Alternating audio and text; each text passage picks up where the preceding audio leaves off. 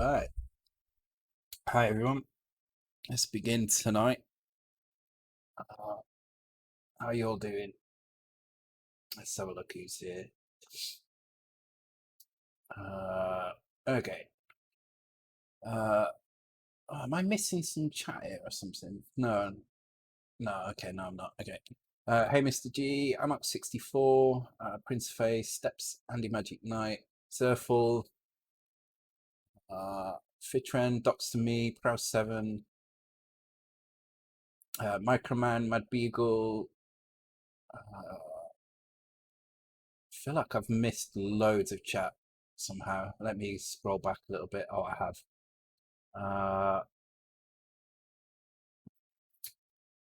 Yeah, Warlock, ClickTech Kev, Hazemaker, Mute Stream, I guess for the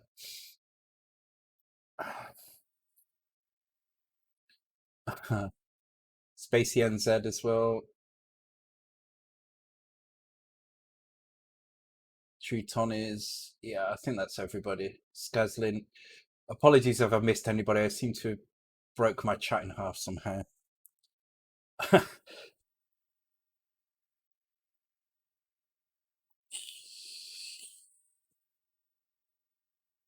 Thanks for the resub, Hayes. 13 months, wow. Man, it doesn't feel like I've been doing it that long, but it's kind of crazy. Hey Russell Mills. Okay, let me start the quizzes.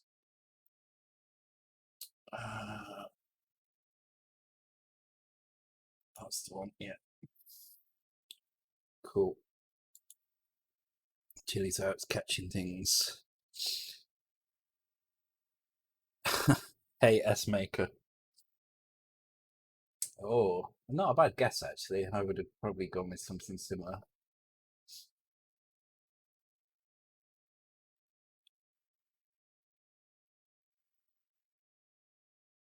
Oh, I know what it is. Oh, I know what it is. Yeah. Thanks for the gift sub to Retrocoder TV from Microman. Thanks, guys. Appreciated. All right. Actually, before we start, I'll show you. So I got my new printer today, which you can probably see in the background, just there, printing stuff. Because my big printer's nozzle clogged, and it was bugging me the kind of quality of the prints. So I printed this little thing today. It doesn't look like much, but what it does goes into. So this is a Spectrum case. It goes into a Spectrum case like that, like so, and then you can get a Pi Zero and put it in. So it mounts a Pi Zero in the back of a Spectrum case. I'm relatively pleased with it. There's a couple of little standoffs I want to do in it just to hold it in place a bit more firmly when the top case is on. But generally, I'm quite happy with it. So I think we'll be having Spectrum giveaway in maybe 2 weeks' time. I think this weekend's probably a bit soon, but in 2 weeks' time, I'll do a Spectrum giveaway using the white and blue case. So looking forward to doing that. Okay. Celebrating the second lockdown in France. My God, yeah. Oh yeah, you're on full lockdown again, aren't you? Yeah. I'm surprised we technically are anyway. These tiered lockdowns are essentially just going to turn into everybody being locked down anyway, so it doesn't make a huge amount of difference to us either way. All right, let's take a look at where we were at. So tonight, what I wanted to do is I wanted to look at. Oh, hang on, I need to put my sound.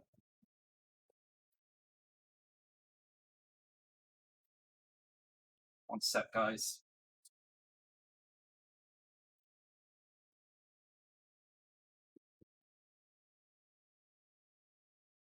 There we go. It's better. Otherwise, I kind of disturb her in the other room. So,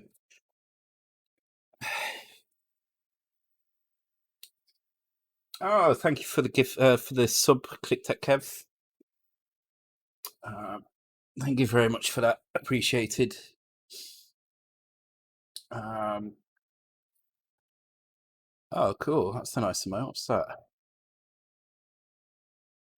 Oh, the hype train's on. That's why. Oh, I got one as well. Thank you. I like the selfie one. That's kind of cool. Wait, I got two. Yeah, there we go. Okay, yeah. So what I wanted to do tonight was the collision stuff. So we'd already done sprite to. Actually, we've kind of got sprite to background collision. So thanks for the gift sub, Amok, to Zerful. I appreciate it again, and thanks for the resub as well, Mr. Speaker. Thanks, guys. Very much appreciated. All goes towards these giveaways, these pie giveaways and stuff. So, and now I've got the new 3D printer as well. I'm going to be doing some more custom kind of stuff in the builds that I do as well. So there'll be some quite unique stuff coming, I think. The resin print is really good. I mean, the resolution's incredible. So this is the test print you print out, and it's incredibly well detailed, and quite sturdy as well. So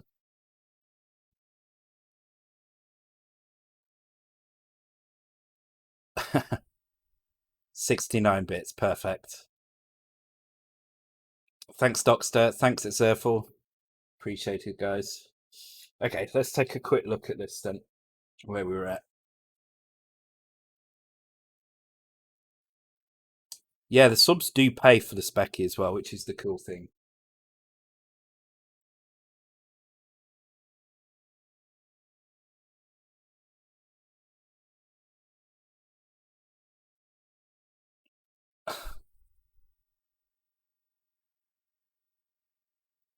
That's actually not far off.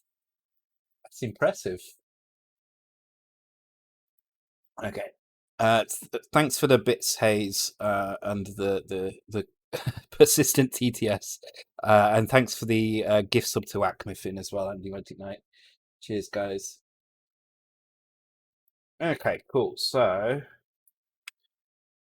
we left off on the last stream. You guys ignore the hype train. You just want your K-pop emotes, don't you? That's what you want. Thanks for the bits, Amok. Appreciate it. 500 bits, awesome. And yeah, this, as I say, this all goes towards paying for the giveaways and stuff. So I don't know what the next giveaway is going to be. I may do a slightly bigger one for Christmas. Um, it depends. It's probably going to be a game giveaway this time. I think it's been a while since I did one, so I may do like a bumper game thing. So yeah, so what we need to do is we need to be able to pick these up. You see, at the moment we're just moving over them. We're doing nothing. So we need to be able to collect those. Likewise, we need to collect the stars that appear. So these things that appear from here, we need to be able to collect those. And we also need to be able to be hit by these mines as well.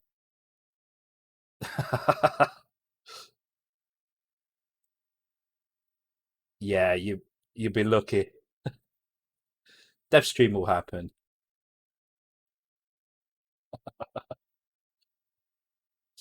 Thanks for the bit, Sackmanfin.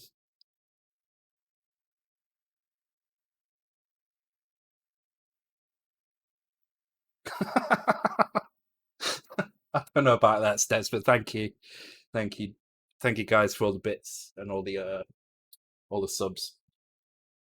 Okay, so we do already have some collision. So that we can go and find where that collision is being generated. There is probably a place in zero page which is registered in this top corner here.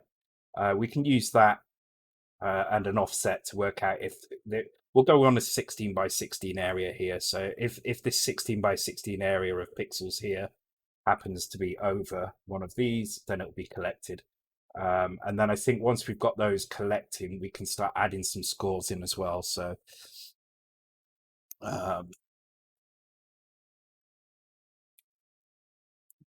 you spent the last 3 months working on Spectrum stuff. Let's give away Spectrum Nets. I actually do have as well. Actually, I can't quite get to it, but I have a ZX Uno now as well.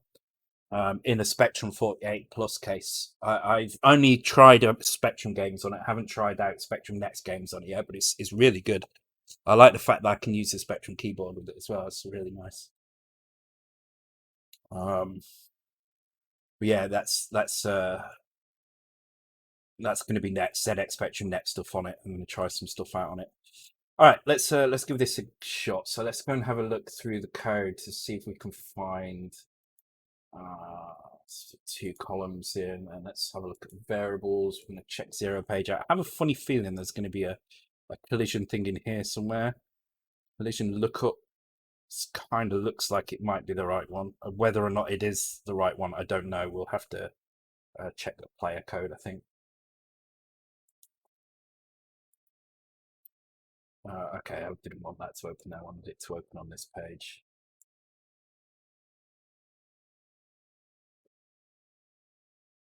Music seems a little loud tonight. I'm just going to knock it down a touch.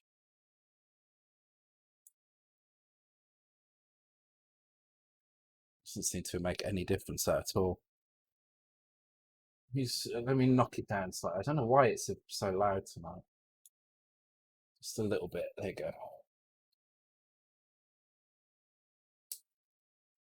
Maybe switch my headphones. Hang on.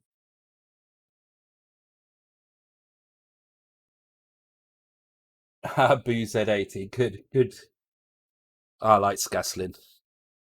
Yeah, Z80 sucks. I hate it. I mean, it's I have to say it's useful to know because now I know how to use it, or partly know how to use it. I've only used the Game Boy version of it, but I won't be doing anything deliberately with it. Only if I have to. What other 6502 platform you do next? Well, Mega 65 is going to be the next one. But if outside of those, probably NES, yeah. I want to do a NES game off stream. I just want to do something for myself. So I've been practicing pixel art. I've been trying to do some pixel art myself, and making fairly decent progress with it, actually. I'll show you in a second, actually. Let me just find this. Thank you for the bits, Acmafin, and the emote as well. For that. Cool. Thanks, guys. Appreciated. Okay, so we do have collision get blocked at position. Okay, it's not really storing the permanent lookup for the collision, so it's getting it once and then it's leaving it. So hang on, load a collision chart X, collision chart Y, player center X and Y. Okay, no, it is. It's getting these here. Let's go and have a look at this routine, because I think we might be able to use this the results of this routine, which is this collision lookup, to actually grab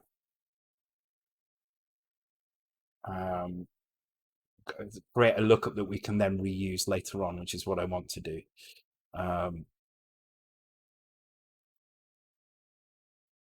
So yeah, we've got collision lookup here. So I think if we get collision lookup, yeah.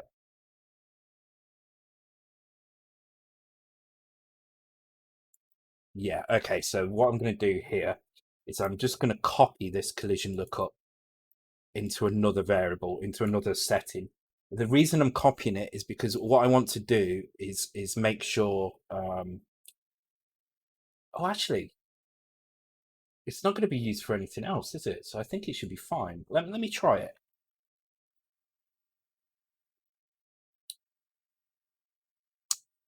Yeah, let me quickly show you the pixel art actually. Well, so this is what I've been working on. That's the one, isn't it? I just wanted to kind of practice pixel art and see if I could make something that looked like a proper game. So that's what I have so far. It's not an awful lot, but it's kind of half decent. Looks like a game, I think. And the beauty of it is I've been doing it with just thinking what I want to do and managing to do it, which is pretty impressive for me. Thank you for the follow, Ederd404, Ederd404, Ederd04. Welcome to the stream. Hope you're doing well.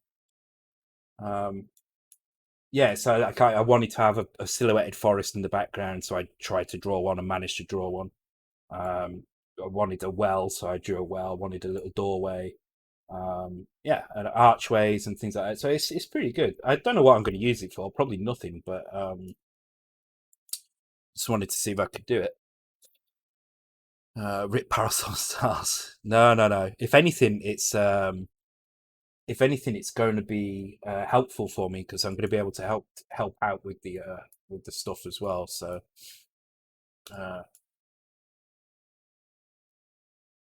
yeah, I've been considering that, Chromos, because what I wanted to do was get the just go into where is it?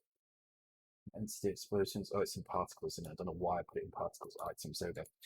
What I wanted to do was have it transition into different kind of places, because I think that's one of the things I want to learn to do, is to be able to transition themed areas of a level.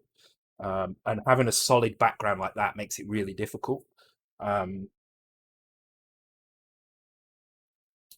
I don't know. I need to figure a way out of doing it. I do like the idea of sparse backgrounds with patches and stuff, but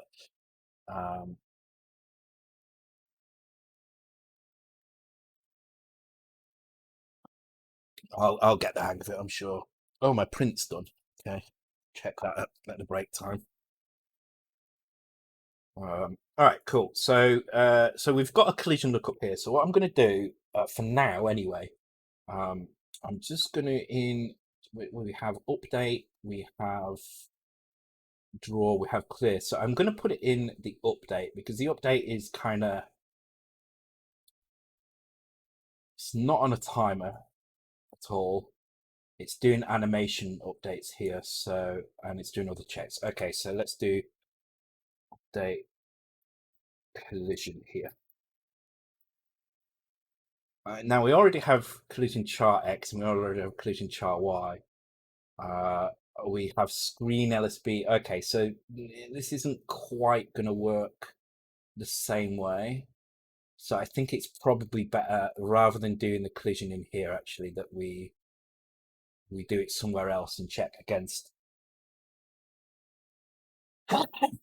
just check against particular characters underneath the player. So let's do it in the player routine. Excuse me as well for the sneeze. Sorry, guys. It's quite that resin in that thing has quite a strong smell. I don't know if that's making me sneeze. I do tend to sneeze sounded like Donald Duck. Well, you know, that's all right. I don't mind that. Okay, I'm not sure player update is. Actually, maybe it's maybe the player update is correct. Control.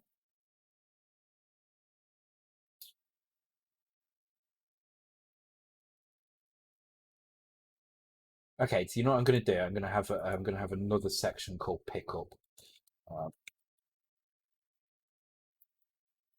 we're going to call this from our main loop, which is in game loop. Now, it really doesn't matter where we do this, so let's be clever about this and make sure we do this in a place where it's not. In fact, we would put it towards the end, I guess. Map tables update. I don't even know what that is. Oh, that's the actual map update itself. Okay, I'm going to do it after the map update.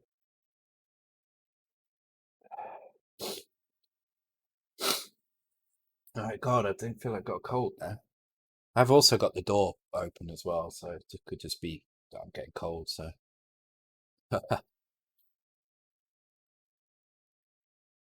oh nice, you got that one. Zapatalia, well done. PLA or ABS. It's resin print, so I don't know what it is. Whatever it says on the bottle. I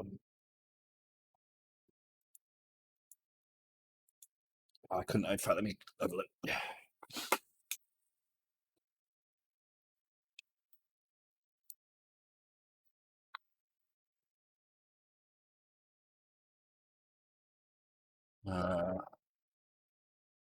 Well, it's just called resin.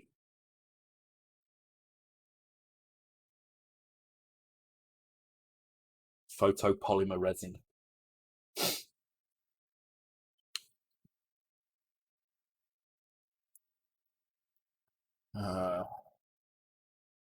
Give it a good fuck that.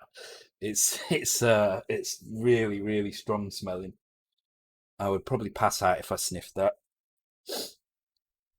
Give it a good sniff. Oh my god. Mental. All right. So what we're going to do in here is we're not going to check against every item. We don't need to check against every item.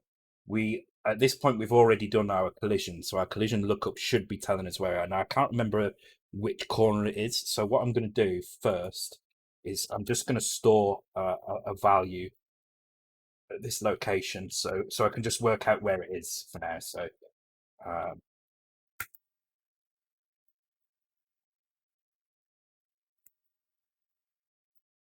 so this is just going to print a character in the top corner of my. Oops, that was the wrong button. Interesting, it didn't start there.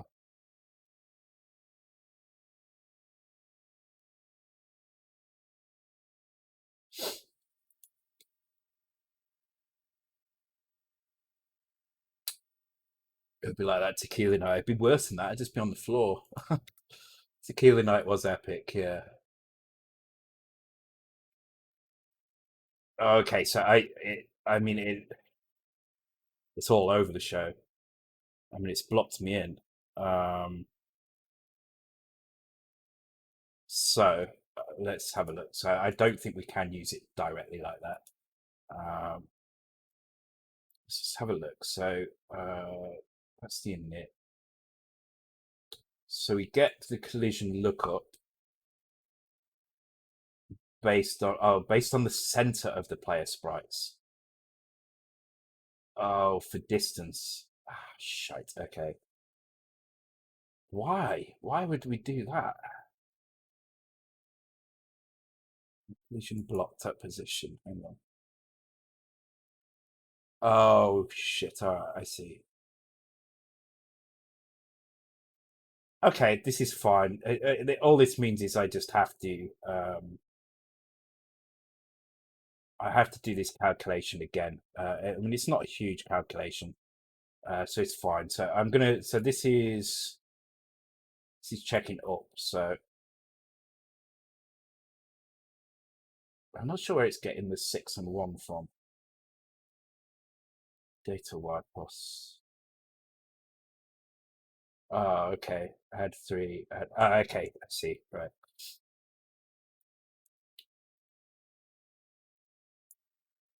That's probably a neater way of doing this. This seems very inefficient, but it's fine.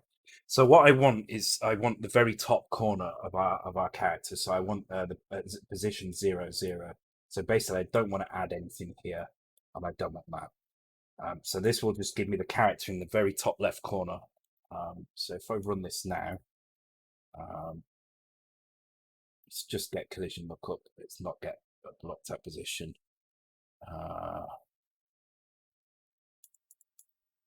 Point doing twice as much work as I need to.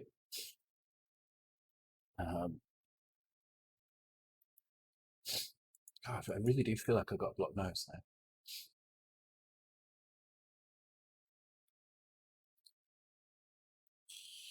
So now we should see the very top corner, just the top corner. I mean, it's actually a little bit off, and that's probably because our sprite is not perfectly in the top corner. It's kind of off to one side. Sorry, it's centered in not on one side. It's centered in the thing. So let's just have a look. So I might have to put an offset in anyway. What's the wrong things?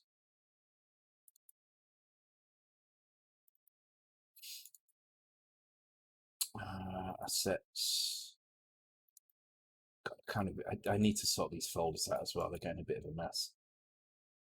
Yeah, so you can see there, the sprite isn't centered. So it's actually 3 down and 4 across would give us this position here. So that's what I'm going to do. I'm going to add 4 to the X and add 3 to the down.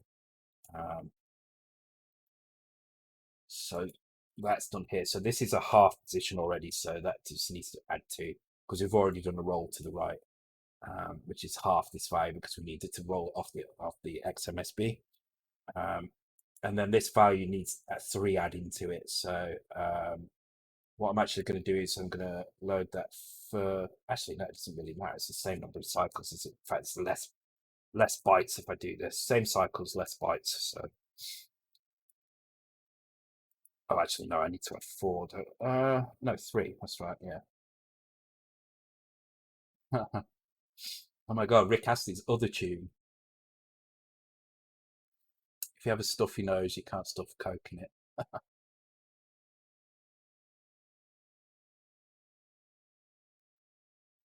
Uh, I like how Amok and Steps are conspiring to try and beat the system.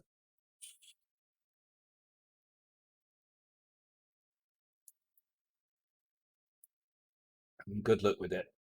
All right, let's try that. I think that's going to give us slightly better position because you can see there it's just off. You see as I move, you see it's off by 4. It should be drawing right on top of me really here. It doesn't have to be super accurate, but it does need to be better than it is. I also need to reset the spawn point because at the moment it's spawning me. Okay, now here's my issue. That seems to be fine, but downwards I can go quite far before it appears. So I'm going to add a little bit more to the down. I'm going to, which means I am going to do it first. So I'm going to move this chunk. I'm going to put it here. I'm going to load that.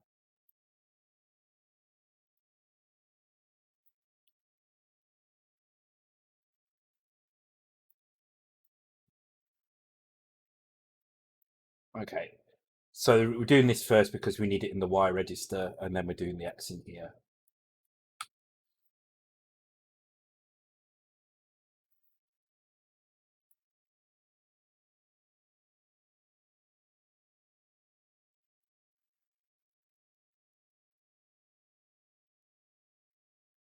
That's too much now, I think.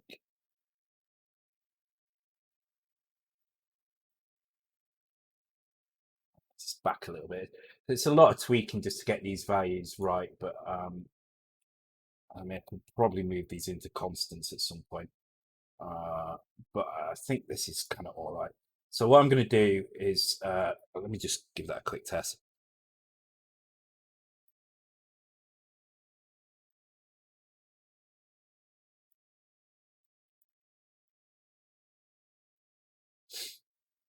Yeah, I want to hear some Kylie now.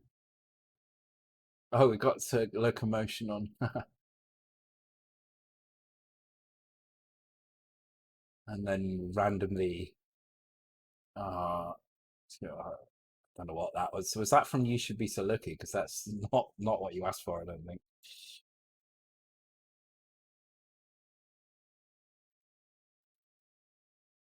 Top tip, align sprites to top left, store offset. Yeah. Yeah, that would have made this a lot easier, to be fair. But that's fine. It's fine.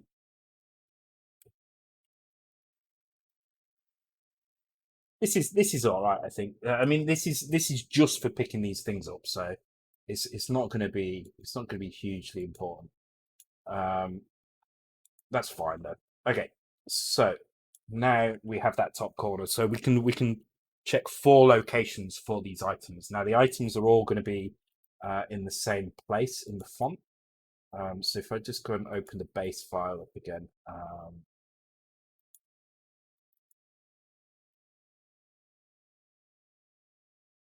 God, where is it? This one, I think.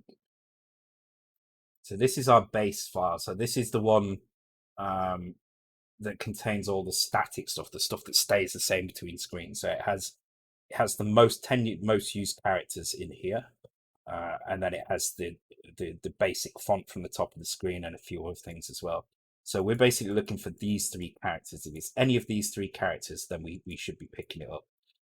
So we're looking for DD, DE, or DF. So let me just write those in here. So we're looking DD, DE, DF. Okay.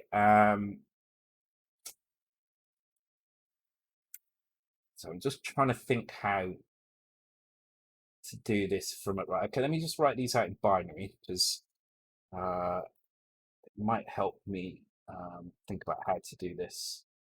Okay. So 1, 0, 1. So that's always going to be the same.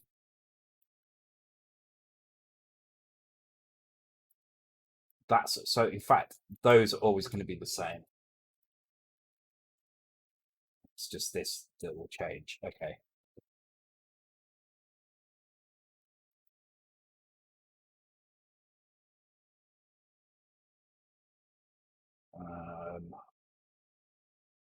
So we need to check 4 places against these values. So what I'm going to do for speed purposes is I'm going to check against this value first. In fact, do I have a bit table? I don't actually. Do I? Some tables. No. Okay, I don't have a bit table yet. I think memory is not a concern because we're using cartridges as well. So I'm just going to call this bit table. And what the bit table is for is just to make my life a little bit easier when it comes to using certain functions. So I'm wasting 256 bytes, but what it's allowing me to do is use that table then to do some bit calculation as well. So I can basically AND without having to destroy the accumulator, basically. So what we would normally do is something like this. Okay, so we'd start with y equal to 0 here, and we check our location. So this would be top left. Remember, there's 4 characters that we're checking here. So we'd load this value here, and now that value is in the accumulator. So what we could do is we could do this.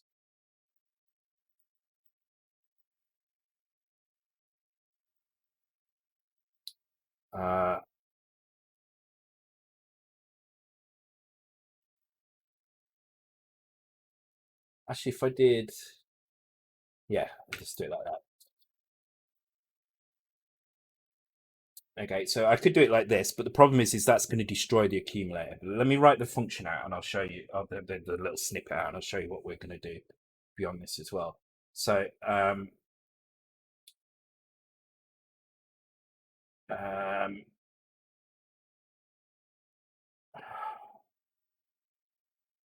actually, just thinking about it, this is going to be problematic because from this side we don't know which item we've picked up, so we're going to have another search function in the items to remove these. That's fine. That's fine. Yeah, I am going to use the bit instructions. You'll see that's why I wrote a bit table. That's why I put the bit table in there because it's useful to have for other things as well. You can speed up addition and stuff. So that's exactly what I'm going to do in a minute. I just want to write it out first so you guys can see what I'm trying to do, and then why it won't work without using the bit instruction. Okay, so I want to compare it to that. If it is not equal, then we haven't got one of these values, and then I would do and like that. And if it's equal to 0, in other words, if it's BC, it's not one of these values. So this is the comparison stuff that I need to do. But obviously, this is going to break the following code because what this is going to do is it's going to change the value in the accumulator. But by having this bit table, which let me just bring up the tables again. So I do this, if I can spare 256 bytes, I always do this. I add this add this table in, because it has lots of good uses. So as well as the use I'm going to show you in a minute, another one which is good is if you want to add a value, like say you've got some small numbers like under, you know, under 128, and you've got a value in X. Uh, Sorry, you've got a value in memory, and you want to add the Y register to it, and you can't use the accumulator. You can do something like mem comma. Hang on, what am I thinking? Oh yeah, you want to add a value to Y. So say you want to do. I'm trying to think what I was thinking of. Yeah. So say you want to do Y plus 12.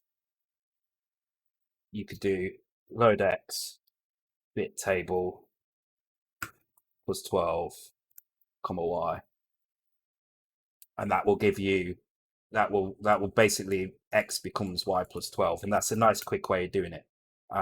But another useful thing that you can do, I think that's right anyway, but there's loads of little uses for it. But one of the things you can do is use the bit instruction. The bit instruction is really good because it basically works the same as the AND instruction. The only problem with the bit instruction is it doesn't have an immediate mode, so you can't do this. You can't do this because we're using immediate mode.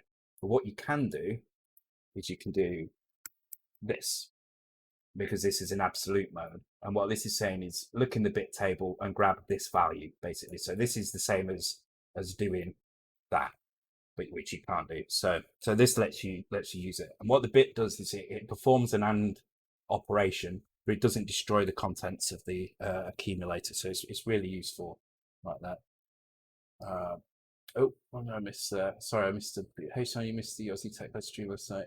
Talks a lot about solder. I did see it this morning, but unfortunately, I was in a meeting, so I couldn't really do anything about it. I did. I'll have to catch up about that. What were you talking about though? You talking about um, leaded versus unleaded, no lead-free solder?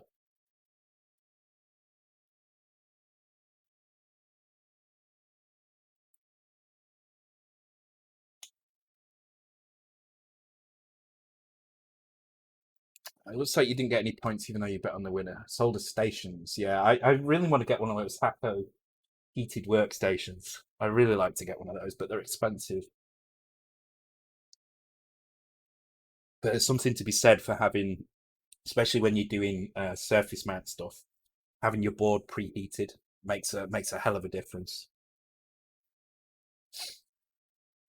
Um, but I can't justify it, and they're quite big as well. I don't really have the room for it. So anyway, this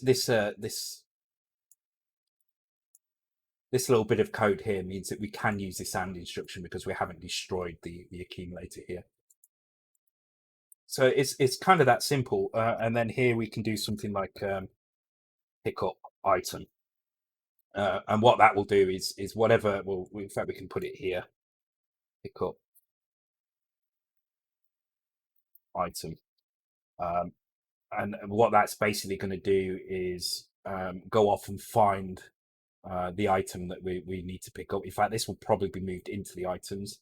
So it will basically compare our collision lookup with the y value added to it to the array of items, wherever it is in here, to work out which item we've picked up. I wish there was an easy way of doing this. Actually, I feel like this isn't very practical because this is going to be quite slow. But we do have these. Actually, no, it should be all right. I think should be all right.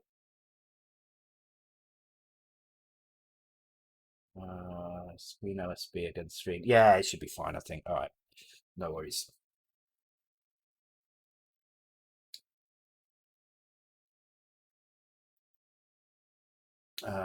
Steps is right. What was you saying?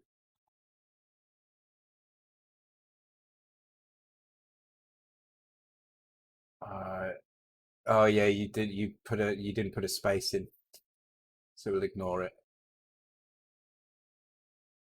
Do you not use the attributes in Charpad? I am using attributes in Charpad. How would I? Could I get them to work for this? I'm using the attributes in Charpad for all sorts of stuff at the moment. In fact, I'm using more than the attributes in Charpad. I'm going to have to probably use colors and stuff to define bonus types and things. But these pickups, so set an attribute for collision to player.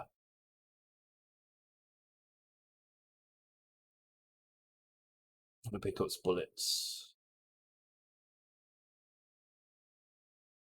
Oh, I just check that rather than check each one of these. Yeah, that's not a bad idea, actually, isn't it? And then I don't have to do this.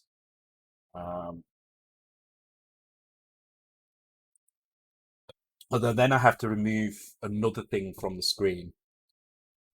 Hmm.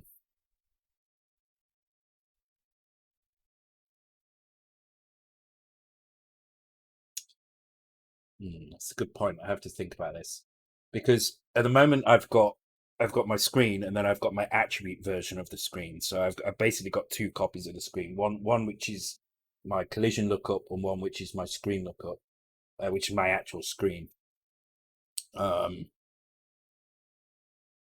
If I was to add that to the bullets, that would mean I'd have to also move that with the bullets. That could be problematic. And for pickups as well, because it kind of doubles the update function, update and draw function for those, because it has to draw two places. Whereas this way, only if you collide with something is it a problem.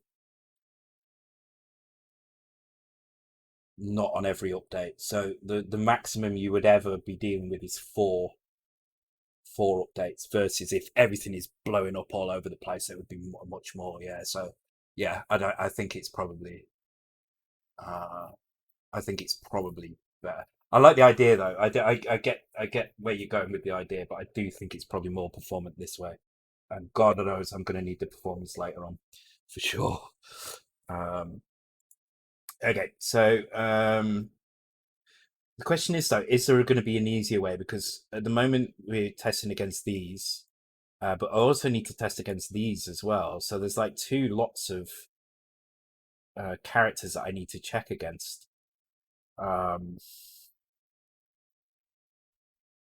Currently, hopefully there's not more. I mean, I could rearrange these a little bit, I guess. I'd have to rearrange. Yeah, that's probably the way to do this, isn't it? It's just to rearrange some of the characters so that they're sequential.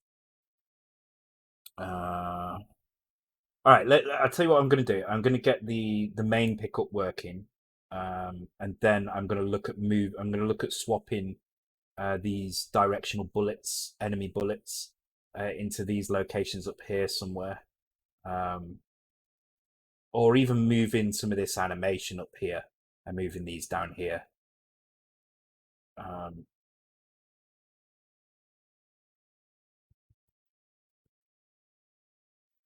Because then if they're all sequential, it's not going to matter what happens. Pickup item will be, or yeah, whatever pickup item will work out what have we hit, and how to deal with it. And then that way I can probably even remove one more of these checks if I get an, oh no, because there's not enough room. Yes, it's still got one in it. Okay. Is it not possible to get follow sub notifications in the chat? Someone rarely misses chat notifications about it, but sometimes can miss others. Is it not possible to get follow sub notifications in the chat? I'm not sure what you mean. They do come into chat, don't they? Oh no, they don't. I know. I have this thing. I have a little panel here. It tells me who's followed and stuff, so I can check and look. So, hey, anonym PDA, welcome to the stream.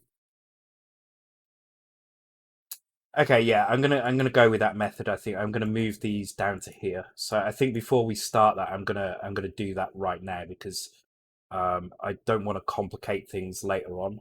So the less I actually have here, the better. So I'm just going to put an RTS in here so that I'm not going to change anything here. But what I am going to change is this function. So I'm going to move the last three frames of this this decal to up here and change that, and then we're going to change the locomotion, and then we're going to change the item pickups to use these, and then these can stay the same because these would be the worst ones to move. So okay, so this is going to be all completely wrong now when I try and use this.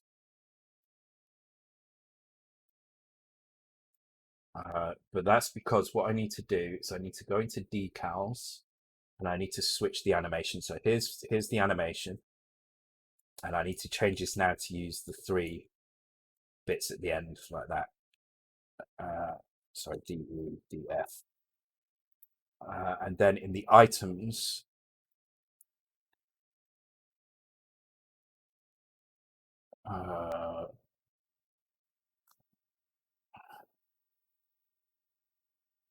is that in constants? Maybe I put it in constants.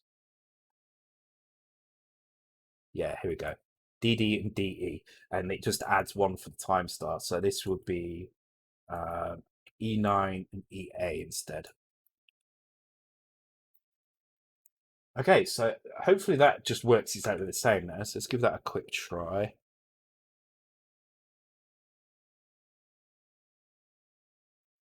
No, so not loading.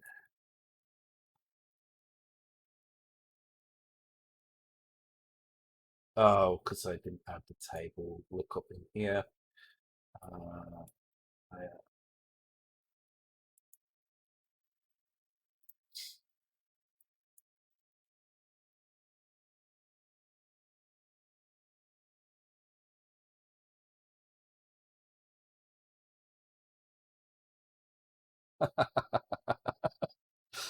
Uh,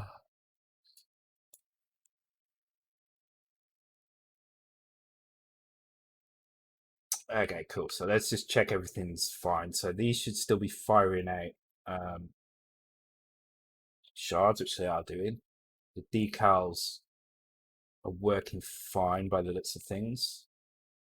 And these should still drop stars, and the barrels at the top should still drop. I can't see any reason why they wouldn't, but it's worth just checking. Which they do. Nicely done. Right, okay. So now that gives us a better arrangement of these characters now, because now I can check against E9 instead of D whatever, and that will give me a range of characters that you can collect basically. So I just need to change this a little bit, which is I need to change this to E9 and onwards. So this would be E9. Sorry,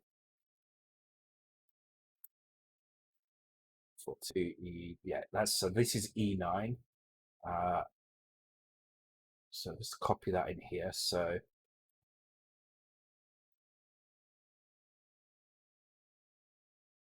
because those are the 3 bits we're interested in now, because now we're using up to 8 different objects. This one will still be the same, because we'd still need to compare against 0, but that will be 3 bytes now. That will be like so. So just need to make these match these values up here, which they are doing, and that gives us from E9 to EF. Okay.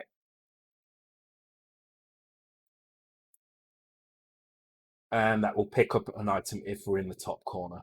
So for now, I'm just going to make sure we can just pick an item up in the top corner, and then once this works, we can fill it in for all the rest. I'll tell you what, though, I'm going to take, actually, the quiz is on. I'll let the quiz come on. Then when the quiz is done, I'll go for a break so you can have another one straight after it. And I need to go and take that off my printer while it's, put it in my cleaning thing, my cleaning vat.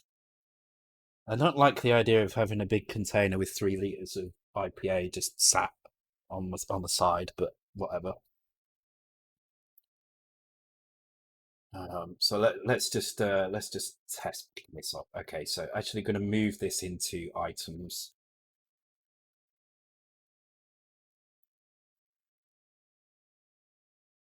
So probably shouldn't mess with Y because Y is being used here. So if we can make this happen without using Y, that would be great. I'm going to put it up here just because I can see the data structure, and then I move it down to the bottom when I'm done. So we have a value in collision lookup. So I'm going to get collision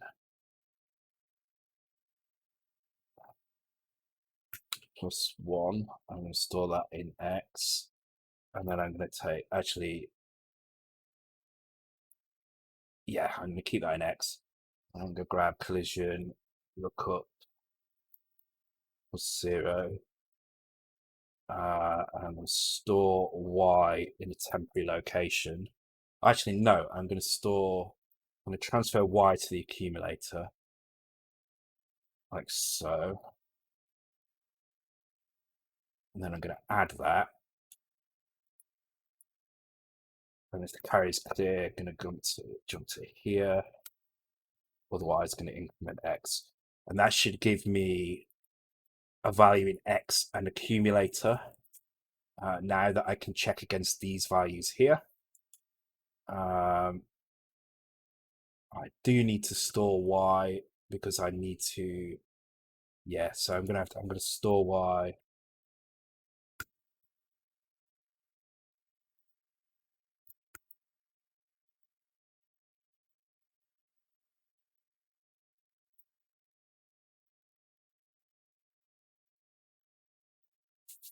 So this is just making sure that I can return the Y when I'm done. Otherwise, what I'm going to do is I'm going to start from here. Actually, I'm going to go backwards through this list.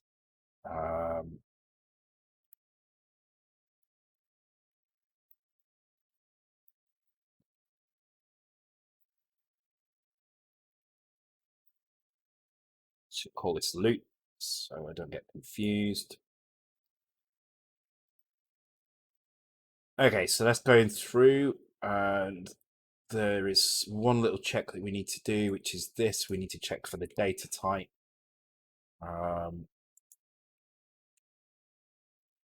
Which means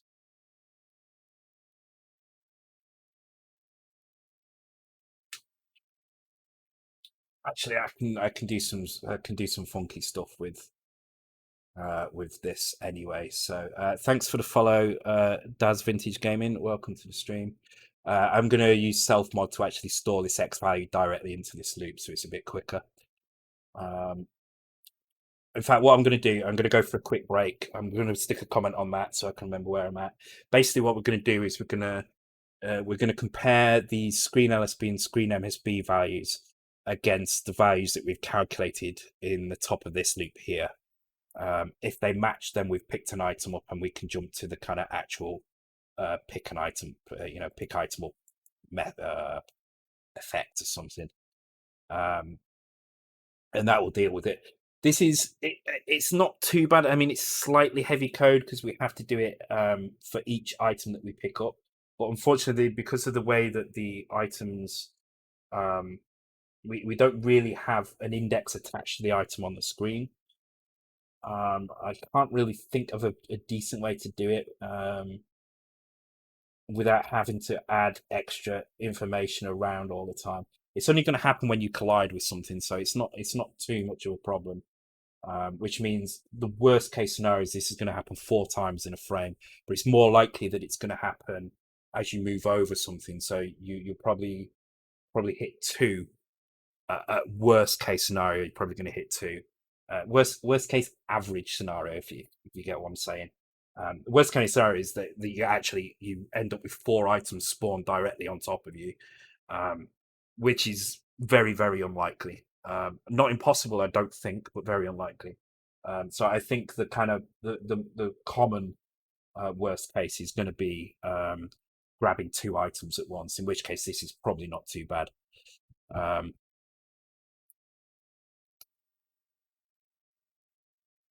SCI Special Criminal Investigation would Chase HQ to one of it. Let's have a look.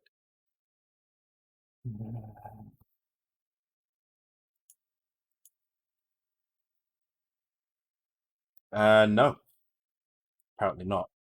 Is that an acceptable answer? Would you say?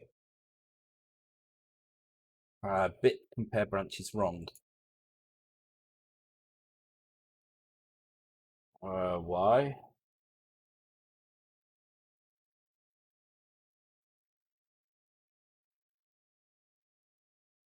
Why is that wrong? Okay, let me just check. Quickly check for.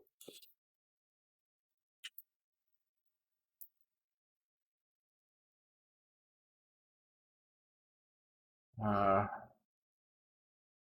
yeah. Okay. I'll add that in.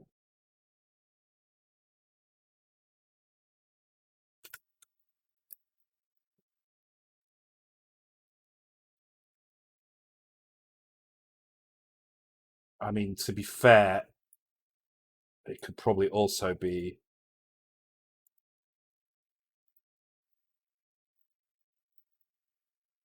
Yeah, I would have thought. That's enough. I don't want to do too much changing. Uh, yeah, I'm trying to work out why that bit branch is wrong. I'm going to take a quick break. If you want to drop the reason why in a message, I'll scroll back through the chat and find it. But I just need to take this out of the printer so it's not sat there dripping. Okay, cool. I'll be back in 5 minutes, guys. Let me leave you with the races. Oh, thanks, Hayes. I'll check that out as well. Right, back in a minute.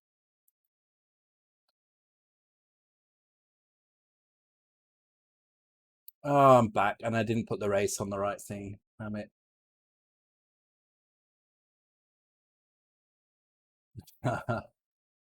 Let me give you a couple of minutes of quiz. There you go.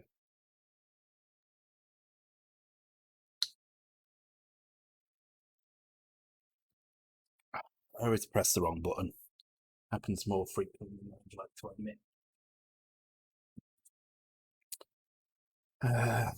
Okay, yeah, I'm not sure what's wrong with this. It looks fine to me. Um,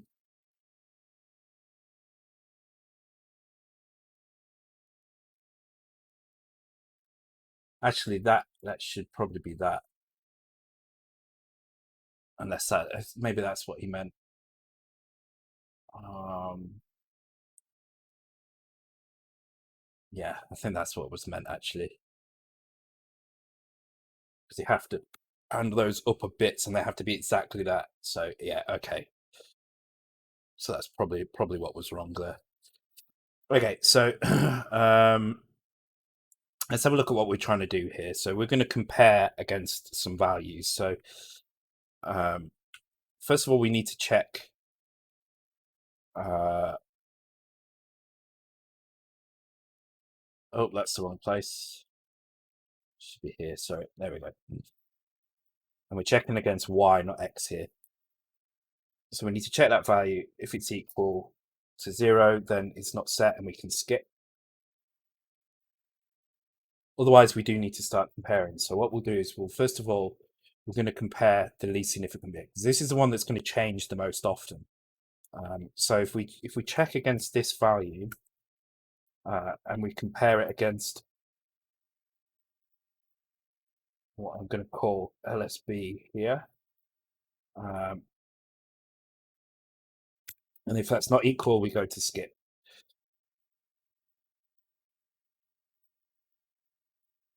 And then we can do this, compare against the MSB, and it's not equal to skip. So what that means is up here, what I can now do is I can store the accumulator, which is our lower byte, at LSB plus 1, and store X at MSB plus 1, which means that these values are going to be written in here, and then this comparison will be done directly against those values, which is going to be nice and easy to work with.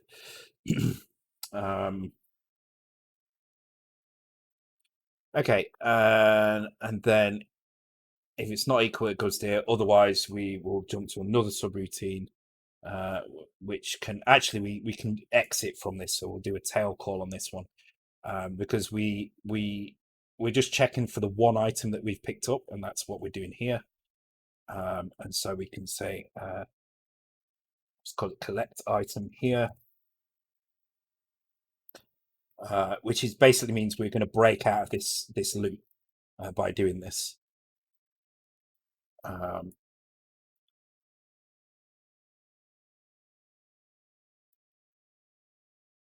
Actually, if I do it inside here, at the end here, we can just go to restore Y. I mean, this is probably never going to get hit, this one here. The reason why this one's probably never going to get hit is because we've already determined we've hit something here. This loop should be finding what we've hit. But I'm going to put this in here. I'm just going to write here, should never be hit. We would expect this one to get hit instead. I'm going to change this actually to branch if equal, collect item. And then that shortens that a little bit. There we go. So now we can actually do the collect item here. All I'm actually going to do is I'm just going to increase the border color here.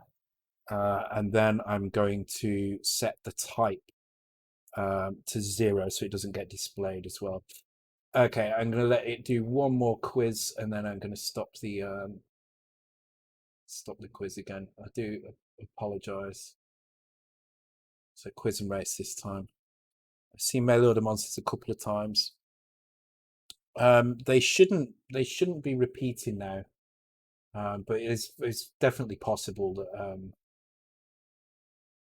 Okay, so let me do that. There you go. Okay, so this is the last one for a while.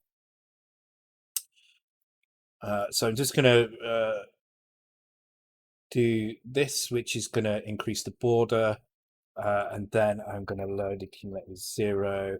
Actually, is the no, the accumulate would be 0 at this point. Okay, store this at data.type, comma y.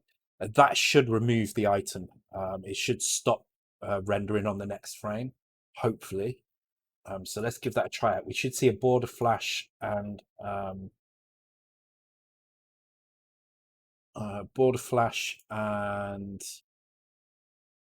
so I'm going to put that in there. Just border flash and the item should disappear as well. I don't know why I've got branch of equal clear there. It's a bit worrying. I don't know what that's there for. Okay. Wrong button.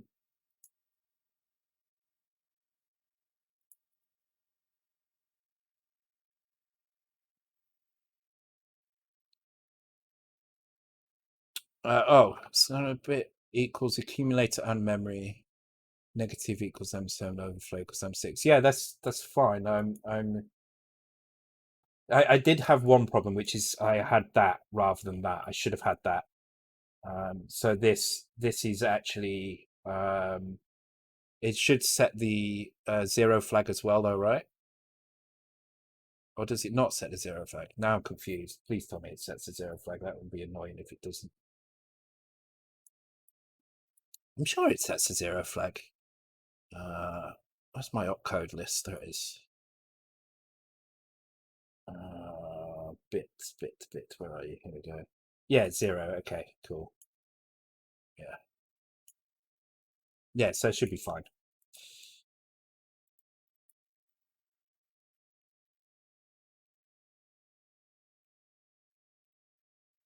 Okay, so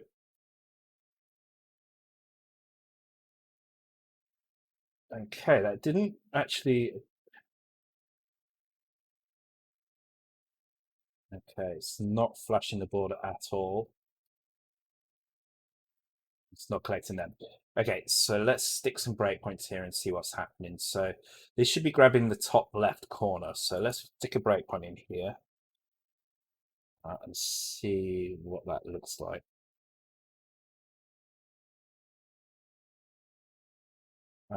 This is going to check every single freaking frame, isn't it? Oh,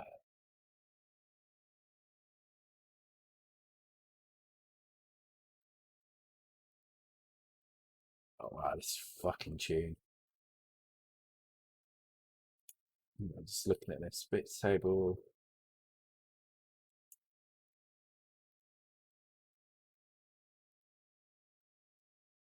Yeah, this should be fine.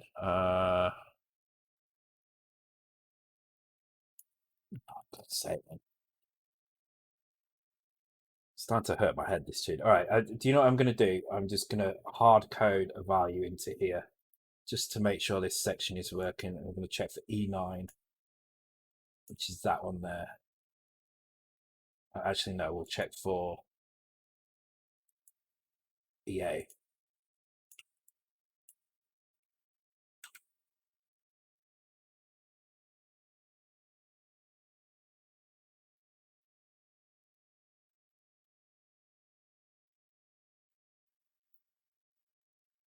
Thanks for the bits.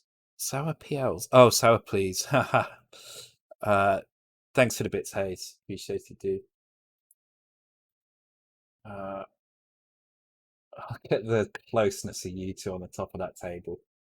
That's so crazy. So crazy. Fresh cat meat. The bit and the compare values are different. Yes, that's correct. Because I'm basically trying to isolate the top 5 bits and then compare the result of those top 5 bits against a very specific pattern. So because I'm checking for E8 to EF. So in order to do that, I can check for the presence of E8 in those top 5 bits, and then if the top is E8, then I can check the bottom 3 bits to see if which number it is. So that is correct. I'm pretty sure it's correct. I'm just going to do a quick test here though, just to make sure that this is actually doing something.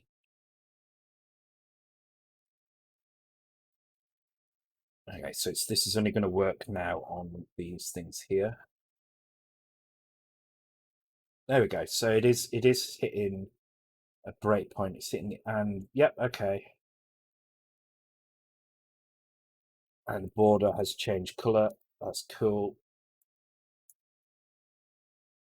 Okay, cool. So that breakpoint is being hit. Let me put this one back in. Oops.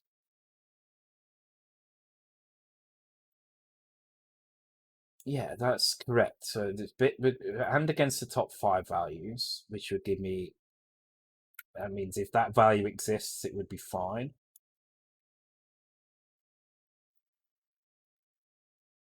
Compare against this specific value. Oh no. Okay. Yeah. Sorry. Bid doesn't affect accumulator. You're right. Sorry. Yeah, I do need to use and. You're right. Damn it. All right. I was trying to be clever, wasn't I? So what I should probably do here then is just load it again. God damn it. That's why. Yeah, thank you. So there was a problem with that all along. As soon as you said it, I realized it as well. I was trying to be clever. I think could I still be clever here? No, I couldn't, could I? It's fine. It's just fine. It's trying to save cycles. All right. So hopefully now this will work with anything. So hopefully the mines should set this off as well, which they're not doing. Let's try against these. Okay. The reason it's not doing is because at the moment we're only checking against item pickups, not bullets. So bullets is a different one. We have to check those. So that will be based on the type that we grab. We'll know which type it is, and then we'll be able to check the bullet numbers. So you can see it's actually set the type of this to 0, but then it's not removed it. So I think a better way of doing this is instead of setting the type to 0. Actually, let's have a look. So items, set the type to 0. So we do game loop. We do okay, so we clear the items, update the items, draw the items, and then we do the pickups. So on the next frame, the next thing that will happen is the items should get cleared.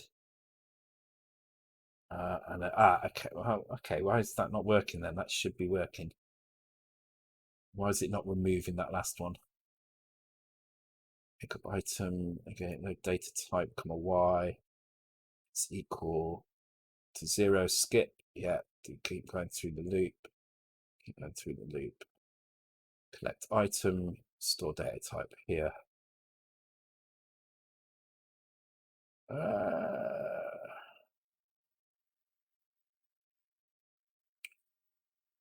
Why isn't that working? That's weird. That is really weird, actually.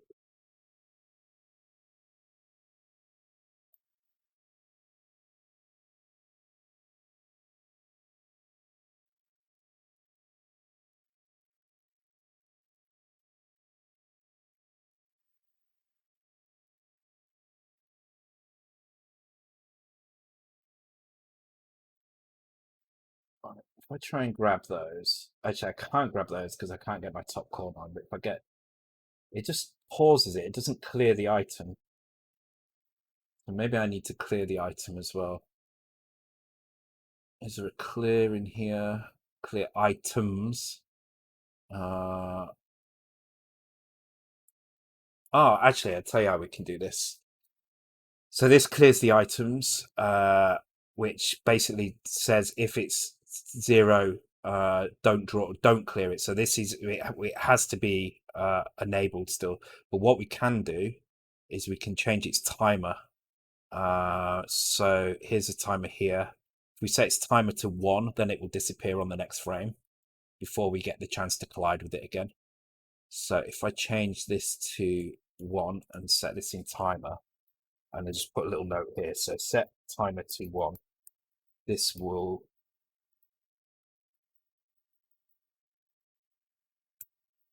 cause the item to be cleared up on next frame, which is exactly what we want. We want it to be, we don't want to have to do the work ourselves of clearing it. We want to use what's already there. This would be the easiest way to do that. So what was happening just then is it was never clearing the item, so it was just remaining basically on the screen all the time. So that one in the corner now, we should be able to. It's just that one because we can't pick up the other one because they're on the bottom. Actually, we probably could pick them up if they explode in the right place. So that should, yeah, there we go. So we managed to pick 2 up there, and we should be able to pick a few of these up as well if they appear at the top. So we should get another 2 here. There we go, perfect. So now we can add that collision to the other 3 corners. Should be really simple. So we basically just need to copy this this stuff here. We do have to return directly to here because we still have to check all 4 corners. If we have performance problems, we could theoretically escape out of this at this point, you know, with like a jump to end or something like that. And then that way it would always prioritize the top corner and it would take 4 frames to actually pick everything up. But I think we're probably going to be all right performance wise. I think it's fine. Everything's fairly dynamic here. So, okay. So to check the next collision lookup, we just need to increase Y because we're basically just going across one column. This could possibly be a loop with a lookup table for this. Let's have a look.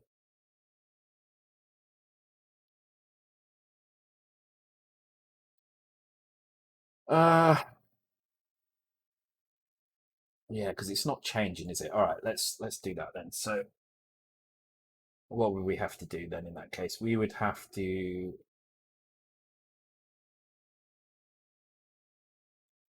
okay, small updates. So actually, we might already have this in tables. No, but I'll create a table in here anyway. So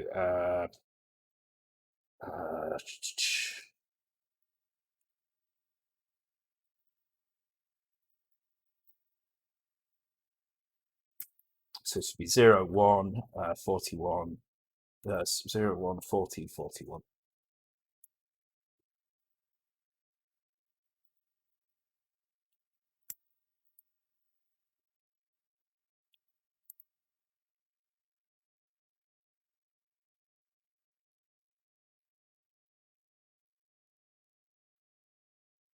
That's gonna use. See what I can do it like this. Oops, shit, I've just gone. So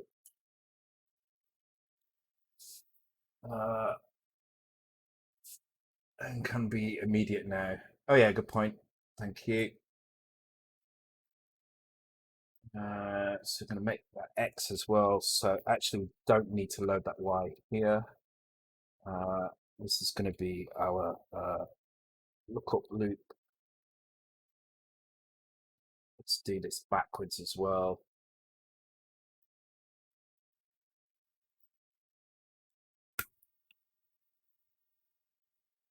Like so, there we go. Then we don't need all this crap, right? So we just need to do some changes around here. Y we don't want to restore, but X we do want to restore. Yeah, so we just need to change the item thing in here to do restore X instead.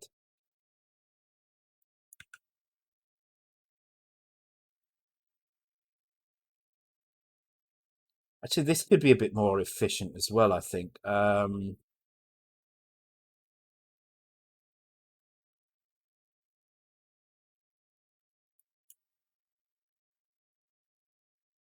No, that's still Y, isn't it? Yeah, that's.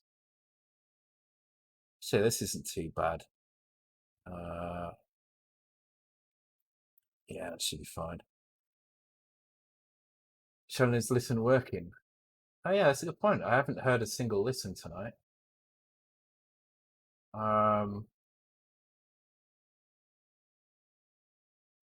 Yeah, that's. I don't know why that is. Thank you, Fresh Cat Meat, for that. Yeah, I haven't heard a listen. I don't know why that's not working. Also means we don't need that bit table, so I'm going to get rid of that for now. I'm just going to comment it out because it's a useful thing to have, but if you don't need it, then don't use it because it does take 256 bytes. Hey SP175, welcome to the stream. Thanks for the host as well, Sinmo. Appreciated.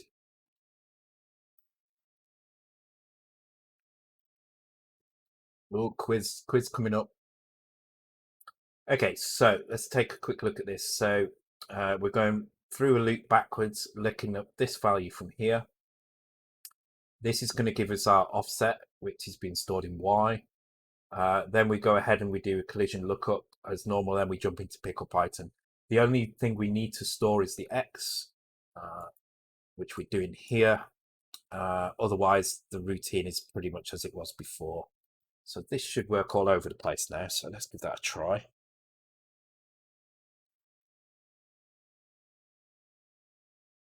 Is that not loading? What have I done? What have I missed? Jump restore. Oh, because that's now restore X, don't it? Yeah, I'm pretty sure that should never be hit. But I'm not gonna remove it. I can't think of a case where it would fail because there must be an item if you've done this. So. Okay, now interestingly, why are the bullets not? Oh, because the bullets aren't in the item list. Okay, that's fine. That's fine.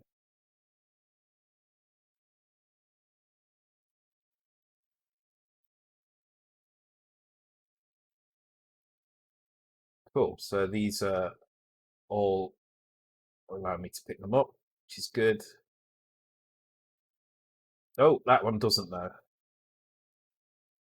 That means we need to nudge the collision over slightly. which is fine. That's just this bit here. Sorry, this bit here. So let's just nudge it over 2 more. Give that a try. I bet that's not going to happen again now. Now I want it to happen. How did no one get Chase HQ? Wait, what? What? I think things are right. I think the overlay has gone screwy for some reason.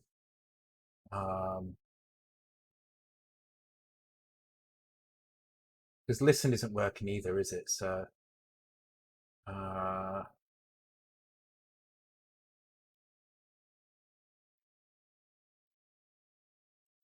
let me just check.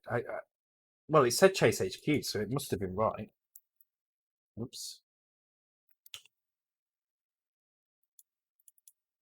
Oh wait, according to this, there's no other Chase HQ in here. Oh yeah, there is.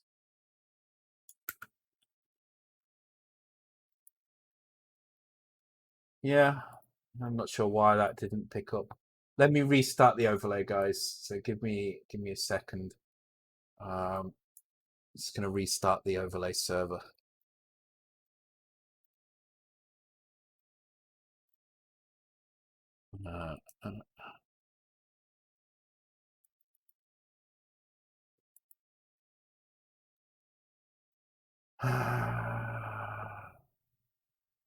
That's not what I wanted, is it?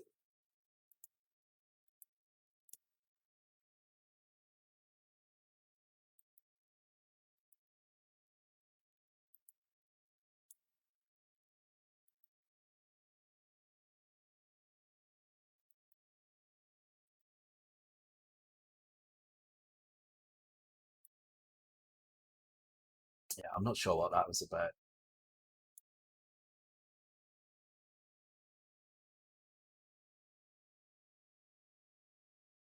His viewers always break the quiz, yeah. I don't know why it says race 0. Let me restart the races. It's still broken. Still something broken. See what happens.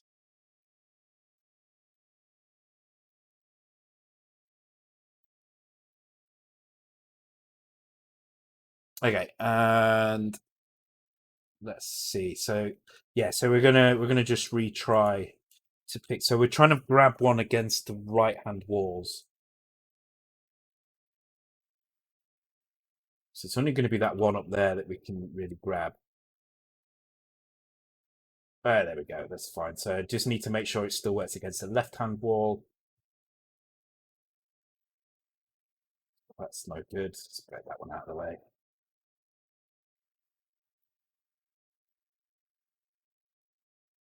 Cool, perfect.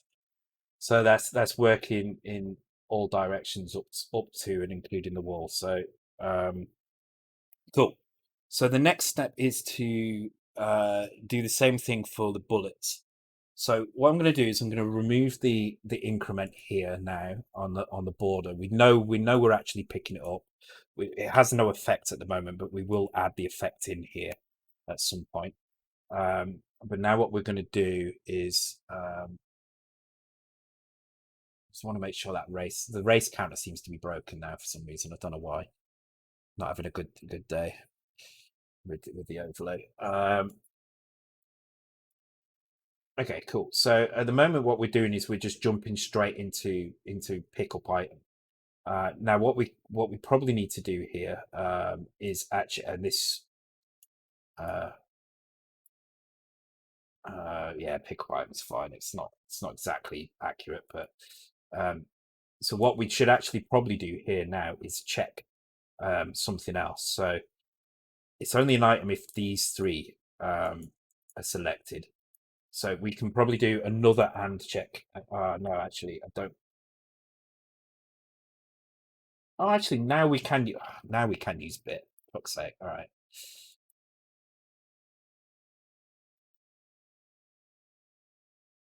So that should have been bit here, yeah. Okay, let's put that table back. Okay. Yeah, it's now. Let me God's sake, I'm not having a good time with this overlay today. I don't know why. Let me try restarting it.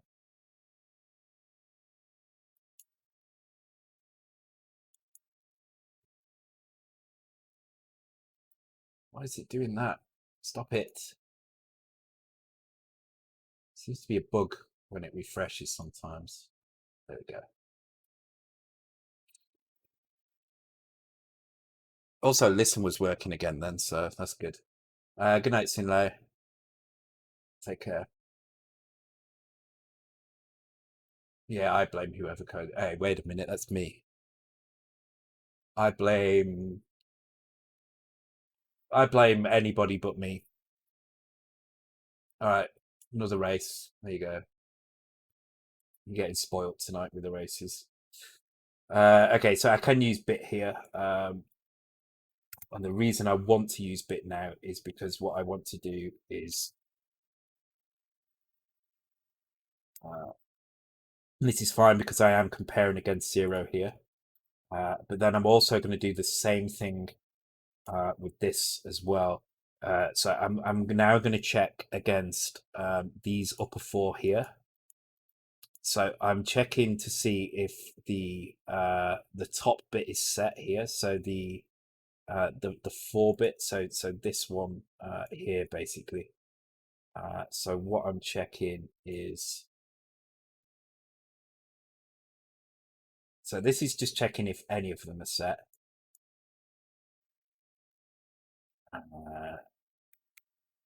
This one is checking that the top bit is set. If this is set, in other words, if this is not, wait a minute, if this is not equal to 0, let me think about this. Compare against that. If it is equal to 0, jump to here. Okay. I'm going to put some notes in here. So check if 0, i.e. not an item. And then this one is going to be check if 4 to 7, i.e. A bullet. So to check that, we're actually just going to check this bit here. If that bit is set, then we know it's either going to be 4, 5, 6, or 7. 4, 5, 6, or 7, yeah. So we bit against this value, and if that is not equal to, then we jump to here, which is bullets. And that one could be jumped to here. There we go. And this will be our bullet check. So what I'm going to do, I'm just going to comment this out for now. I'm just going to increase the border. So I've already turned the border increase off here, so we're not going to see the border increase when we hit that. But what we should see now is the border increase when the bullets hit us as well. Okay, the quiz is all working right now. That's good. Cool.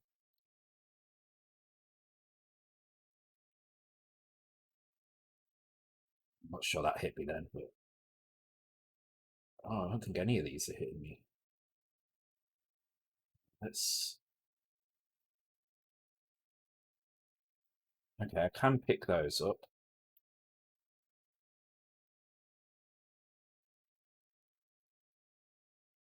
Okay, those are still picking up. What have I done wrong here? Oh, because I should have done bullets. Here we go. Yeah. The Barbarian. It's very memorable, this tune. Very memorable.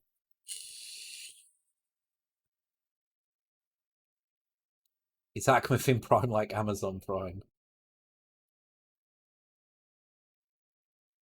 There we go. And now we know we're being hit by these. So let's see if I can. Yes. Cool. And the thing is, there's no health bar here. You just die immediately when you hit these.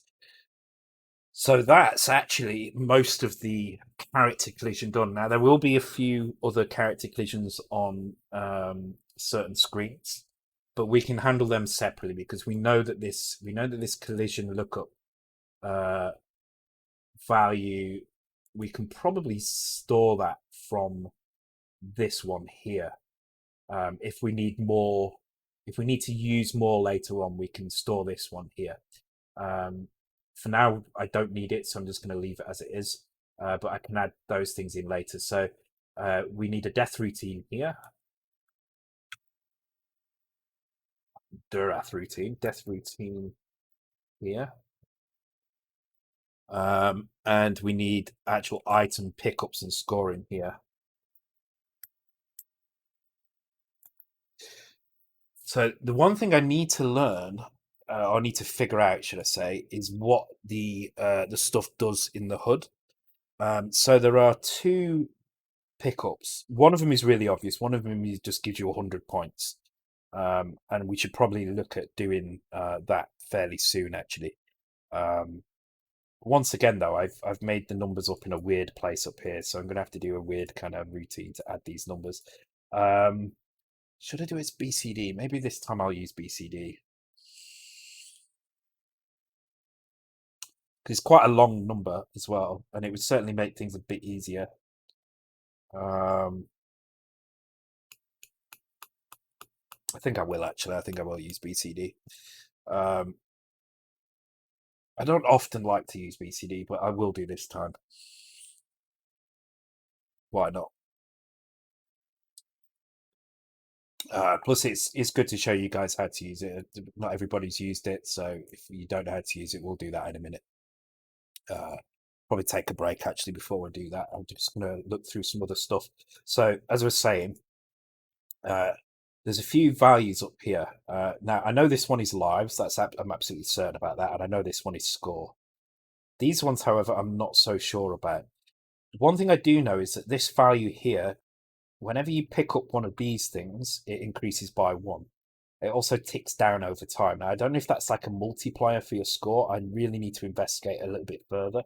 I do have the Unity source code for this game, so I can probably check through that to see what it is. These are really obvious. These just add 100 to your score.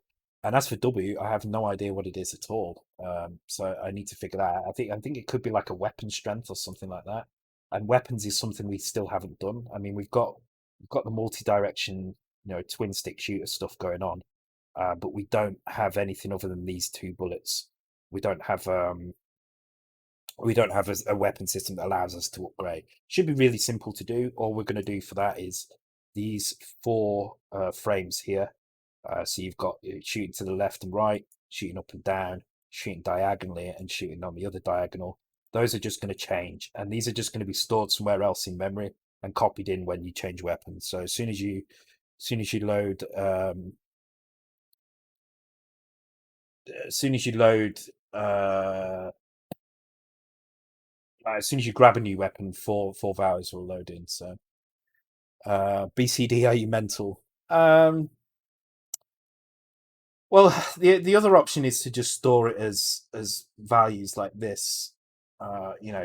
To store this as what would it be? It'd be a 12 byte value. But saying that, it's probably just as simple to do this. In fact, it's probably a little bit simpler to do it in BCD in terms of how it looks. Because then your addition. So if I want to add 100 points, and mind you, if I want to add 100 points, yeah, I'm not sure actually.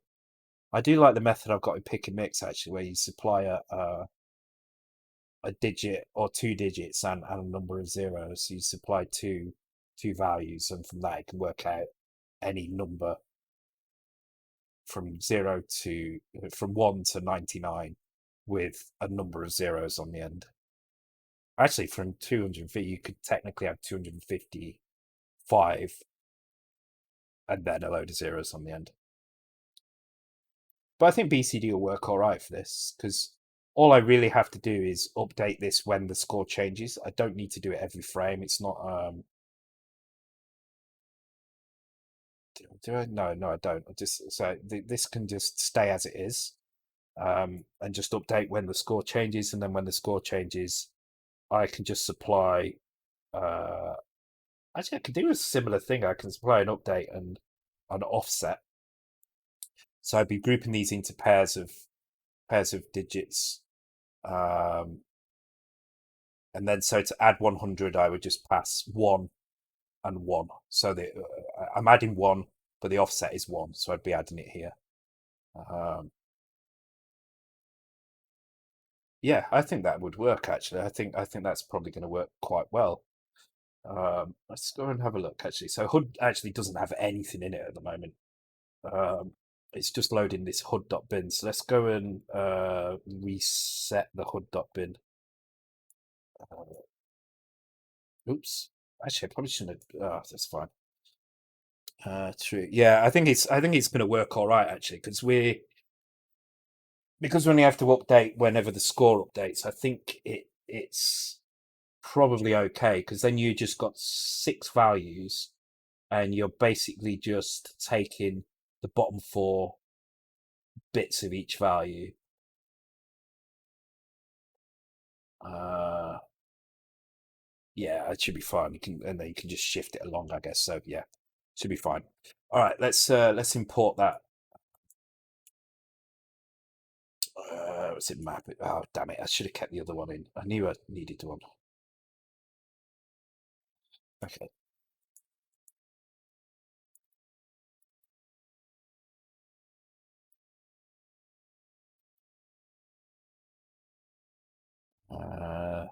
Actually, you're right. It's just going to be easier to go into the title. I'm just going to do it in here. It's freaking easier.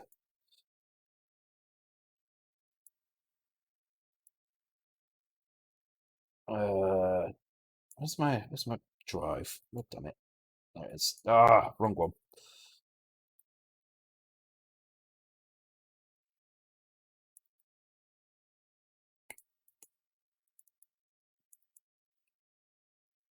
Where's it actually getting those from? I've got so many folders with stuff in. I really need to sort all this out.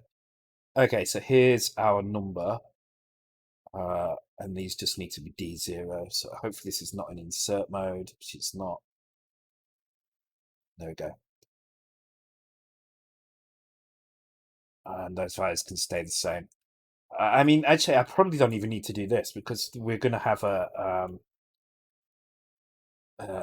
draw score function, which is basically just going to go through the score value, which I might as well just keep it here. It really doesn't matter if it's in 0 page or not. I think it's because it's not updating very much, it's going to be fine.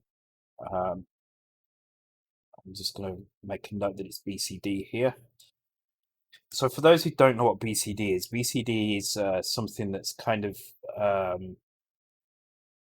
well, not unique at all because it's something some 6502 implementations have and some don't. For instance, the NES doesn't have BCD, but BCD will allow you to treat hexadecimal numbers as if they are decimal numbers.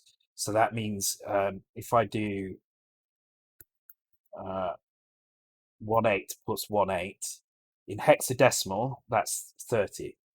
Because in hexadecimal, 8 plus 8 is 1, 0, 1 plus 1 is 2, 0. So it becomes 3, 0. But in binary coded decimal, it's 3, 6. So even though the number is stored in memory as a hexadecimal value, it's still a binary value. The actual maths operations work as if it's decimal. There you go. Andy did a blog on it as well. No, the useful thing with this is that it means you can do things like score really simply. So what we're going to do is we're going to have a couple of functions. So the draw score is basically going to take the values in here, and it's going to take each nibble one at a time like this, and it's going to convert that into it's going to add the base value here, which is 208, which I'm going to write in the constants. So do it here. It's kind of in that area, so it's fine here. So const base char, and that is what was it again? looked at it and then turned it off. That is D0. Oop, not D0, D0. There we go.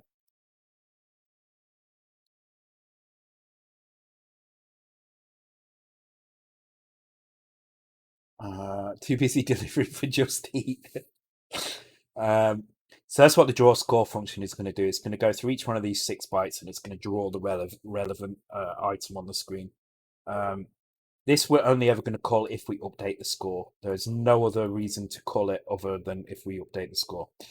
Update score is going to be our routine which actually adds score. And what we're going to pass into this is 2 values. I'm going to put some notes at the beginning to say what these values are. So accumulator is going to be the score to add. And X is going to be the offset to add from. So let me give an example of what that would be. A equals 15. Offset equals 1. Equals 1. Equals 1,500 added to score. So what that's doing basically is the offset is from here basically. So we're starting at 0 here and we're going this way. Actually, we should probably, for the sake of efficiency, 2, 3, 4, we'll just do it this way. So this is offset 4, this is offset 5. So if this was 5, then the score we would be adding would be 15. But by adding 4, then we'd add 1,500 because now this gets 1, 5 added to it, and so on and so on. Because what it means is if you add a value here and you're not adding anything to this bottom half, you can start here and work your way backwards this way. And the only time you ever need to update the next one is if the carry flag is set. So if you add to this value here and the carry flag is set, then you need to go here and increment this value. And the same if the carry flag gets set from there, then you need to increment this, and so on and so on.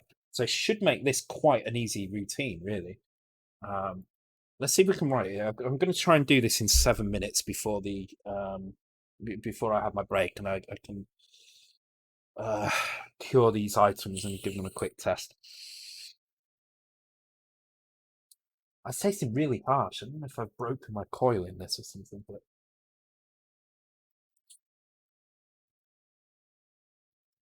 coins.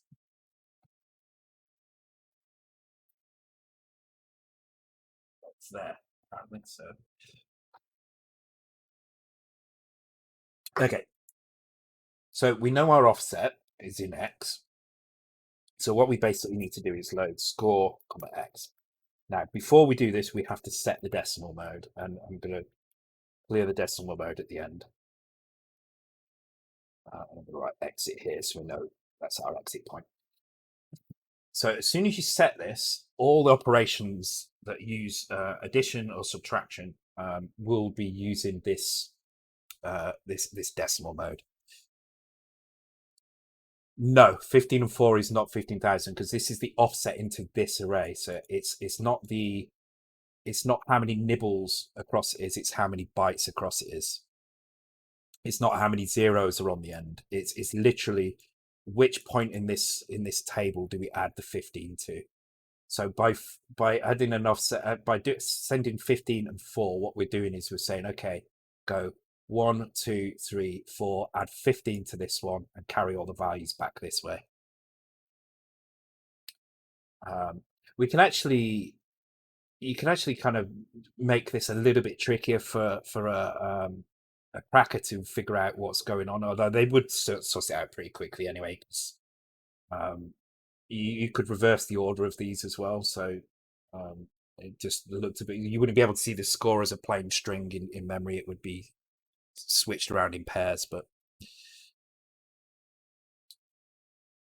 okay. So this is why I've added this detail in here, because it's not going to be straightforward to understand straight away, but by adding it in there, I can get it right. I've wasted 2 minutes already.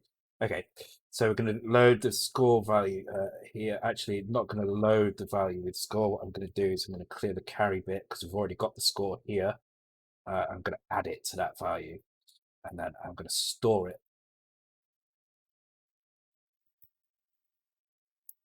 X. Okay, now if the carry flag is clear, then we could just jump straight to exit. That's here. If the carry flag is not clear, then that means we've actually increased the value. So what I'm going to do now is I'm going to load the accumulator with 1.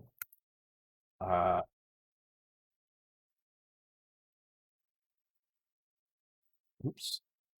And I'm going to decrease X here. And then as long as that value is still positive, I'm going to jump to loop. So which value positive? I mean the X register here. So if X is 0, it's fine. We go back. That just means we're here. We're only ever adding 1 now at this point because this is our carry. We're basically turning this, the fact that the carry is set, we're basically putting it into accumulator here. We could also not clear the carry flag and do this instead. Actually, I will do that because it saves a byte. It saves a cycle, 2 cycles actually. So this is just making sure that the carry flag is the carry flag is set. So we jump to this next line where we can set the value to 0, decrease the X register, and then jump back to here again. And that means this time when we add, it's going to add 1 here and only 1. And then that will again get stored. And if that overflows, it will keep doing it until it gets to the end. When it gets to the end, the last one will be 0 here, which means it will come to here. It will do any addition it needs to do. And if the carry flag happens, then if the carry flag is set, then it will come here, it will decrease X, X will then become negative, and it will just crap out. So what will happen is when you get to this point here, this last few digits will overflow. But I'm hoping that we'll never get to that point anyway.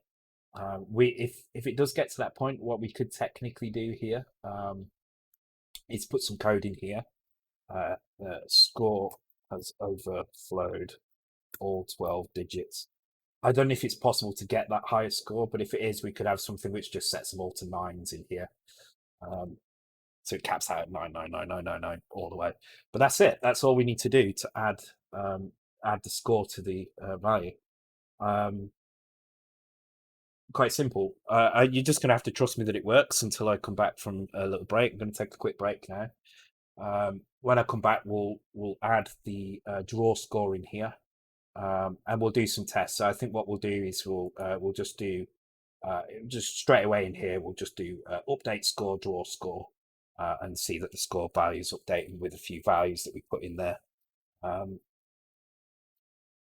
Okay, cool. Right. In that case, I'm going to take a quick break now. We did manage to do it, and we did it in 6 minutes, including 2 minutes of waffle.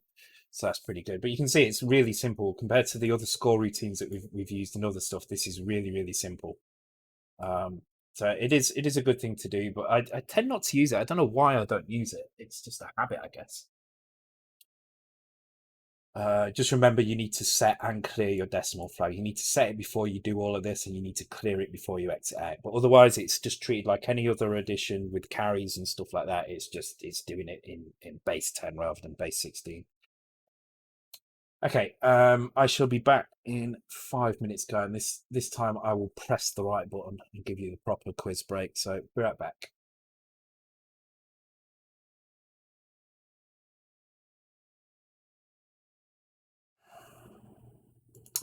Right, I'm back. Yeah, I need to get used to this printer. I need to learn how to build things, bro. I've also all my tolerances are way off. This is way too small for what I wanted it. It's just breaking, too brittle. That's fine. Anyway, hey Proton, welcome to the stream. Okay, so let's draw the score now. So what I'm going to do, I'm just going to set some values in here for testing. So let's just go ahead and just do all the values.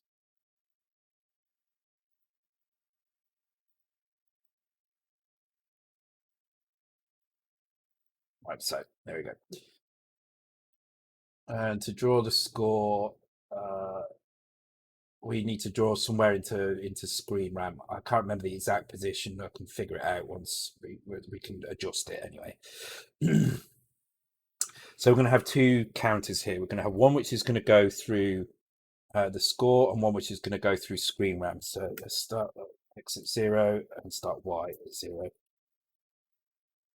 Okay, and then what we need to do is we need to grab each bit in here one by one. So we'll start with this bit here.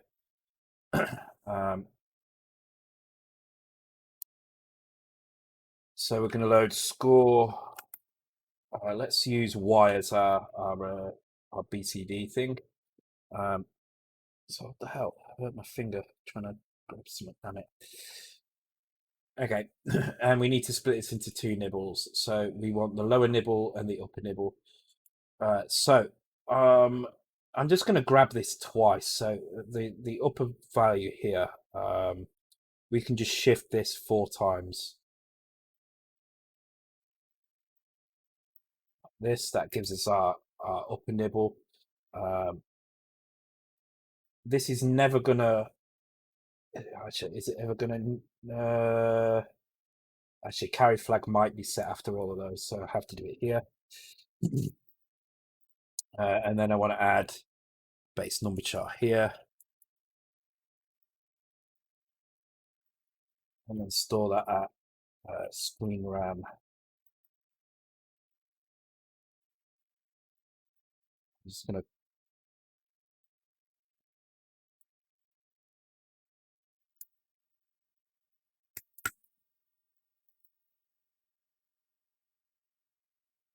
Hurt myself.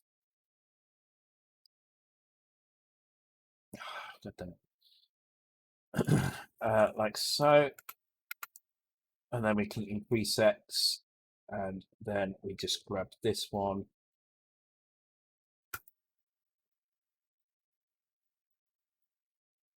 The carry flag does not need clearing there. That should be fine. Oops.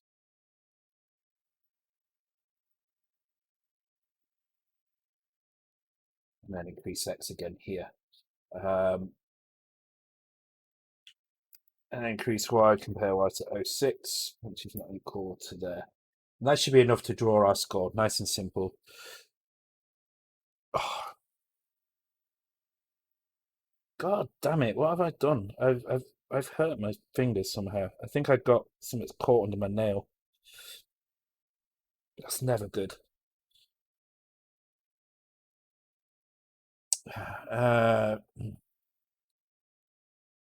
You think there's still some world records to be done on the C64? Oh yeah, for sure. People are always finding stuff. If you look at the history of the records on the C64, there's still people finding stuff now. So, or at least, well, not so much finding stuff as finding ways to do things more efficiently and stuff. Although there are still some things like safe VSP was relatively recently, like within the last 10 years anyway. Massively interleaved sprite crunching as well, I think was done in the past by the same person as well. Linus Ackerson, I think it was. I think he did both of those. Need to check that now. Massively interleaved sprite crunch. Yeah, Linus Ackerson did this one, and I think he did Safe VSP as well. So I don't know when this was, but I think this was relatively 2016. So you probably had that kind of figured out a couple of weeks before that, a couple of months maybe even before that. And say VSP also 2013. So people are still discovering things and finding ways to do things better and better all the time. So getting late here. Enjoy the rest of the night. Thank you, Zapatalia. Have a good night's sleep, and I'll see you on the next one. Oh God, yeah, I really got some stats under that.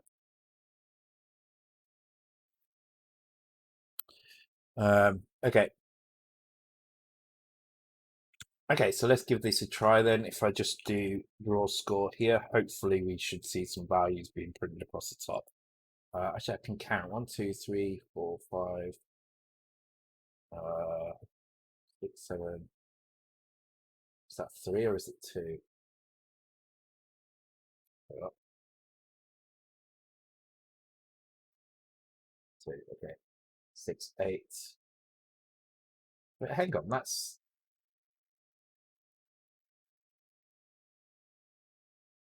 the fuck? I'm not convinced that's right now. Go down and find it in the map. Oops.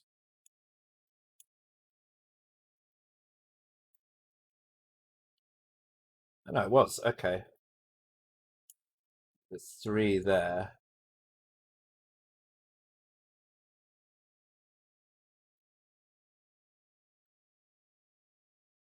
Oh, fuck it. I'm just going to run it. I'm just going to run it. And oh, it's 12, isn't it? It should be in the middle. Okay, so 12, 28, 14. So OE. There we go. God, that was easy in the long run. Sometimes I go the wrong way. So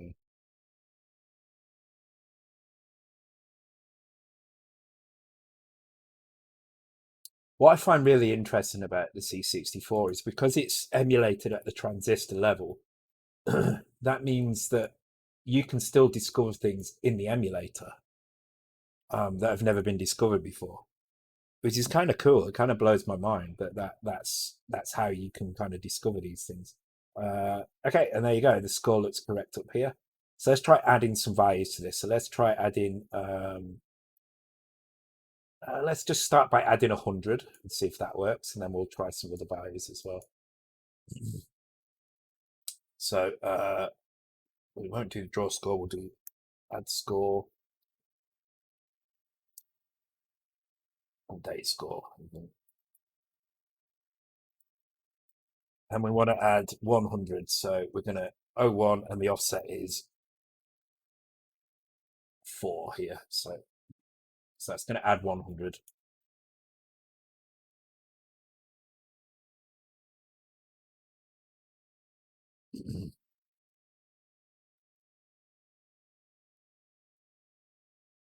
Who's making the SID tunes for this?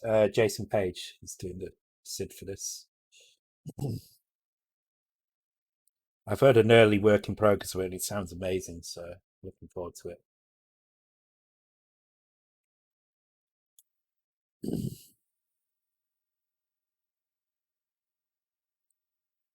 Okay, it's definitely added one there. So now let's try adding 1,500 because that's going to make this carry over to here. So what we should see is 1790512. 1790512. Okay. So to do that, same thing, but 15 here.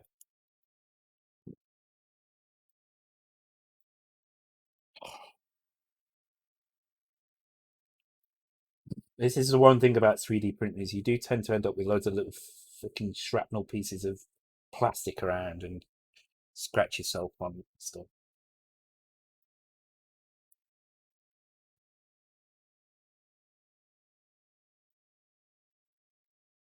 So yeah, see that's working perfectly. Cool. All right. Okay. So with that in mind, now what we can do is we can start adding score for things. So let's go back to HUD first. Let's make sure that actually we don't need to do any of that because that's resetting the score to whatever this value is here. So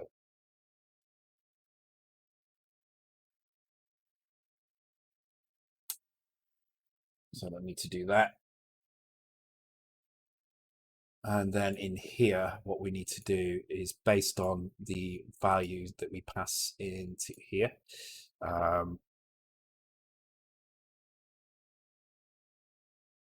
So what value are we actually passing in there? Where is it's the accumulator, isn't it? Okay. Here we go.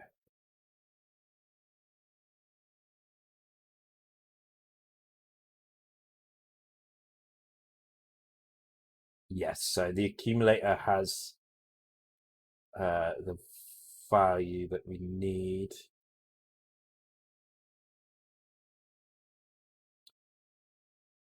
So I'm actually going to I'm actually at this point here just going to do this. And the reason I'm doing this, even though we technically don't need to do this in here, is just to make sure that when we get into this function here, that the value that we pass in from here, in fact, I can do it just before we reach that function, then it's only being done if we need it. It's going to be the right value for us to be able to determine a score here.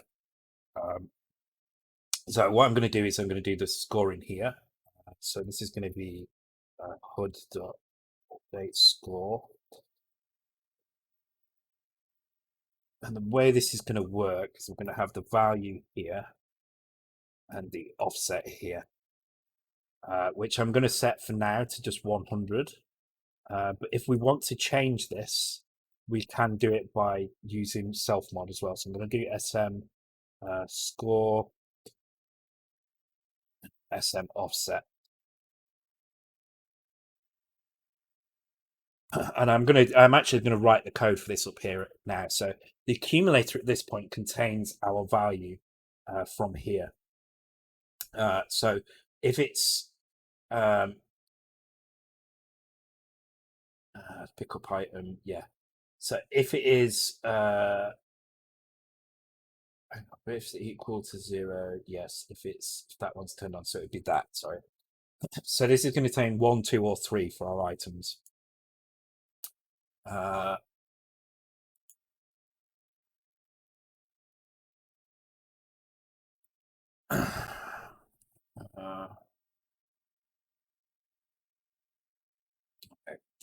Let me go and check my stuff out. There we go. So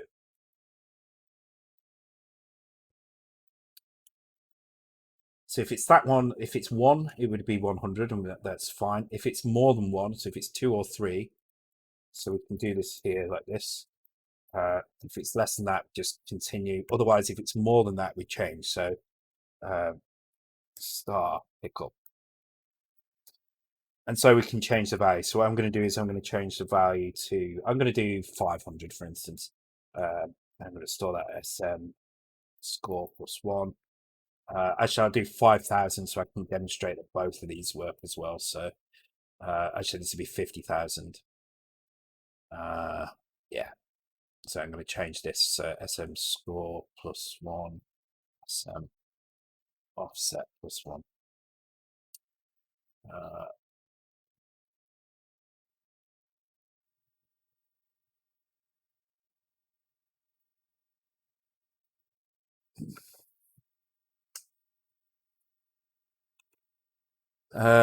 Okay, so that will, well, actually, that means that this will be changed. So actually, this does have to be changed per thing. Okay, so let's put begin here.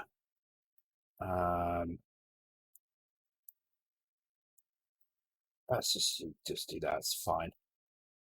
And then this will be 100 pickup.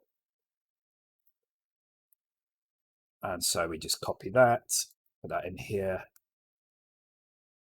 and change this to be 100. So that's going to be the 100.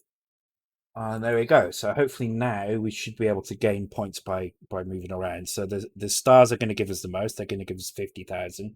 The 100s are just going to give us 100. The reason we may need this is because I have a funny feeling that the X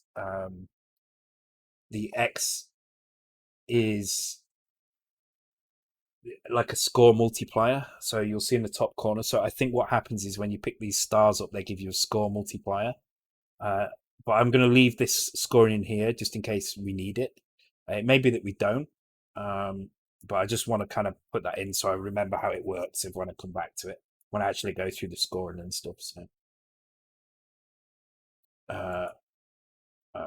did I not call it? Oh, I didn't put the one on the end. Monster Tank Engine.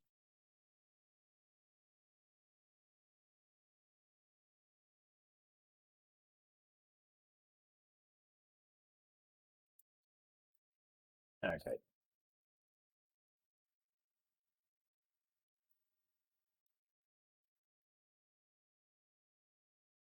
Oh, we've still got those colors changing. Okay, that's fine. I'm going to leave that in as a reminder that I should be dead now.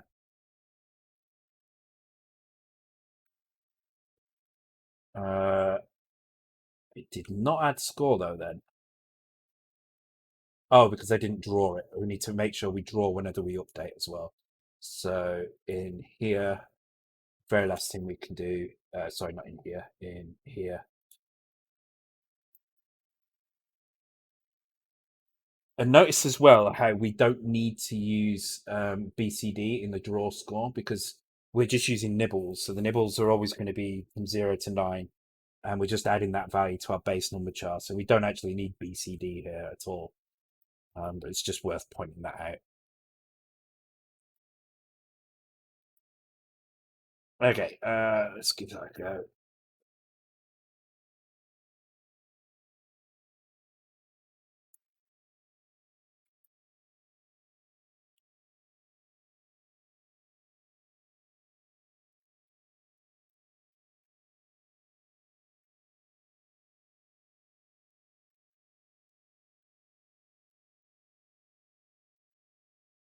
Okay, so I've gone to pick it up. It's obviously run some routine and then it's crashed. Okay, so let's take a look at why.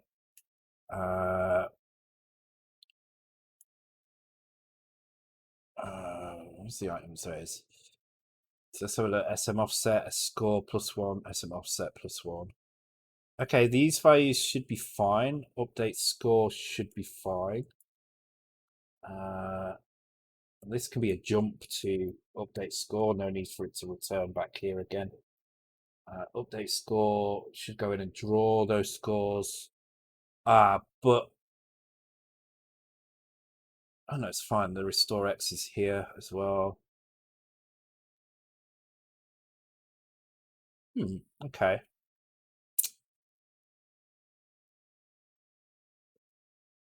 I don't know where it's getting stuck there. That's unusual.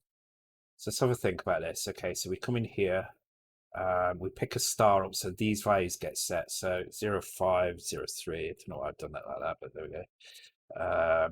And then it jumps to begin. So these are stored in these offsets here. So it would be here and here. Then it goes through this, which is our pickup, which we know works. And then it does this and jumps to update score. Update score is here, which uses the accumulator and the X register to do our offset stuff. I would assume this is working fine. It's only when we went to draw it that it failed. So why did it fail when we went to draw it? Really shouldn't be any reason why this would fail. Okay, let's just take the draw out again. Just make sure that this is working. So it could just be the draw that's gone wrong here.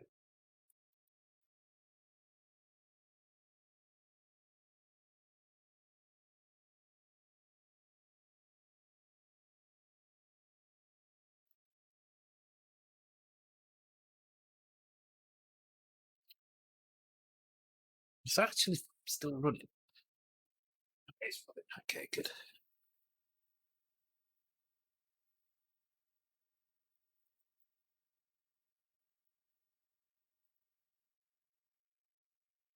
So one of the really nice things about these resin prints, you can barely hear the bloody things.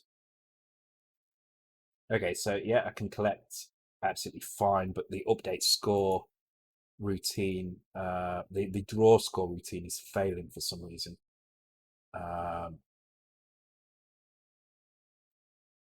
Oh, because I was doing update score, not draw score, so it was just looping round and round and round in circles. That's why. It's me being stupid, that's all. uh,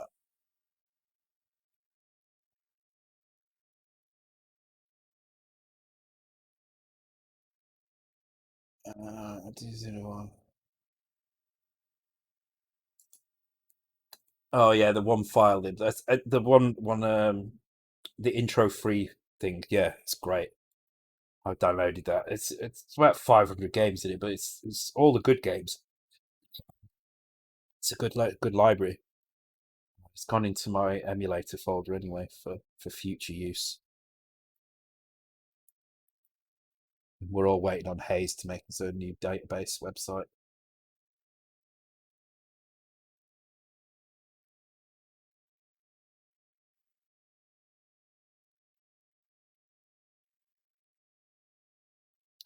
Okay, hopefully scores this time. Yes.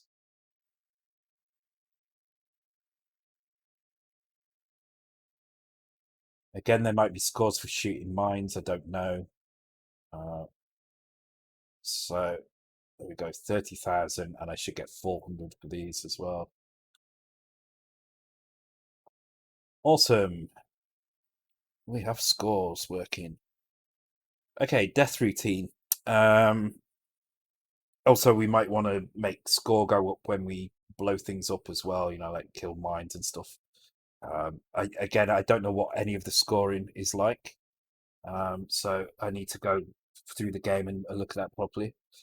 Oh yeah, it's 300k, isn't it? Yeah. Oh yeah, of course it's 50k each. Yeah.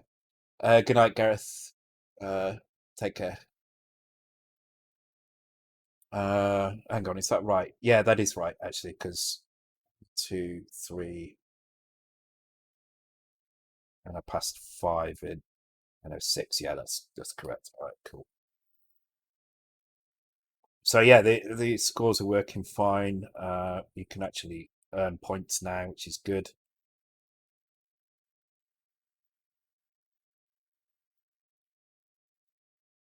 Sweet. So next step is to make the player die now. Now this is an interesting one. I think what I want to do before that is make the bonuses work. And the reason for that is because when the player dies, they drop their last weapon. So we really need these pods to work here. At the moment, in fact, they're giving 100 score where they probably shouldn't be doing. I need to check that out. Oh, what?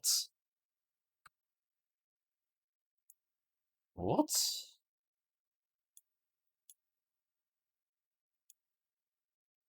Yeah, hang on. Let me just save this before I go any further.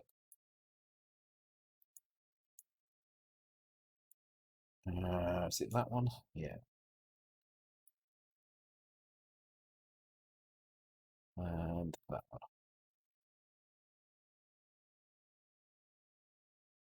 Okay, I might need to do a little bit of experimentation to figure out why that returned the 100 and the barrels returned nothing. As they shouldn't have done. Do you ever use the units column? Yeah, I mean, it's using the units here. Oh, you mean this one here? I don't know. I don't know. Oh, what is going on here? It's clearing some stuff that is incorrect.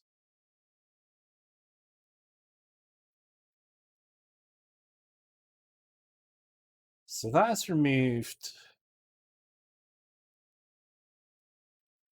some items in some weird places here. And I don't know why.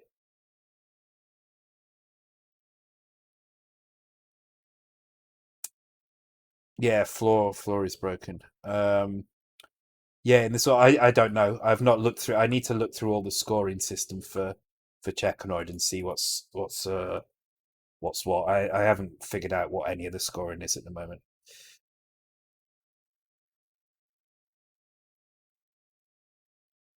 Good night, Skazlin.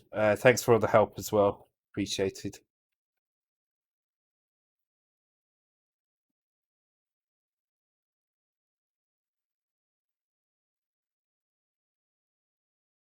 Okay, so I didn't really. I should have looked what was on the floor there actually. But some of the right. So this is up against the wall here, and this is up against the wall here, and there were gaps there. So it's like those are offset. So I'm gonna.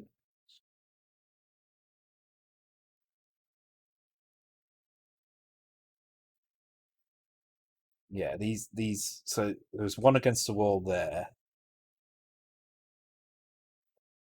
But then why the floor? Why was the floor broken? Let's try going this way.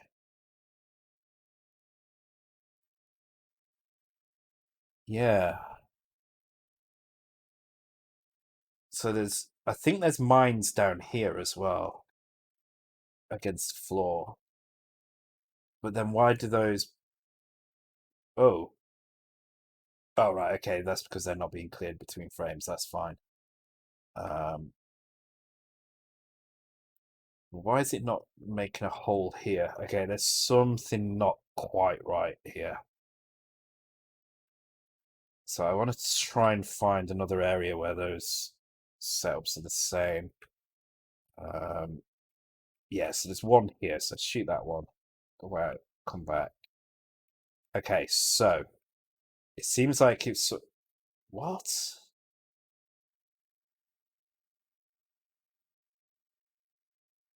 Did they explode when I came in the screen or something?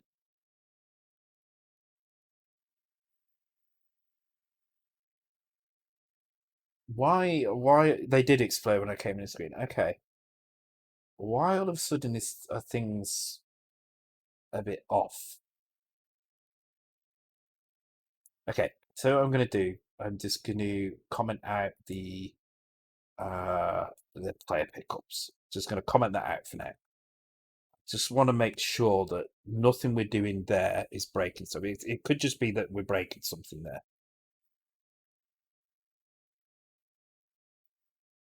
So let's do the same thing again. So yeah, these are the mines down here. These are what were causing the holes in the floor. Let's pick that one up here as well. So I can't pick anything up now because I've turned it off, but let's just go back. Okay, so it's not to do with that. It's must be to do with the persistent stuff. Balls. Okay. Okay, well, I mean it's good news that the item pickups are working all right. Okay, I want to go and check over here. Yeah, look, that's it off then.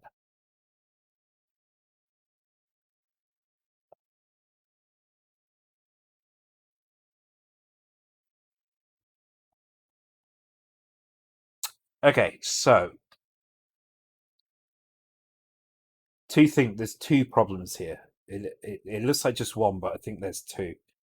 Well, I mean, it looks like two. So the first problem is that the persistence data that should be removing these items seems to be wrong for some things, not everything. So I'd like to see what happens down here, actually. If I set all of these off and then come back.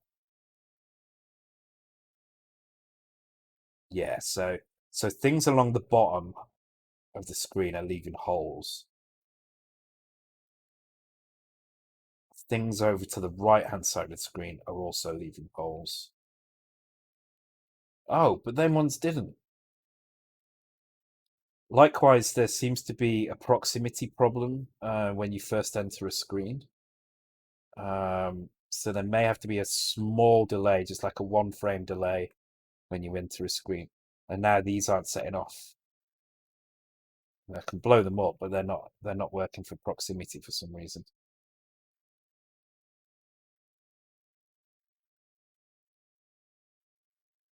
Okay, so I'm going to put I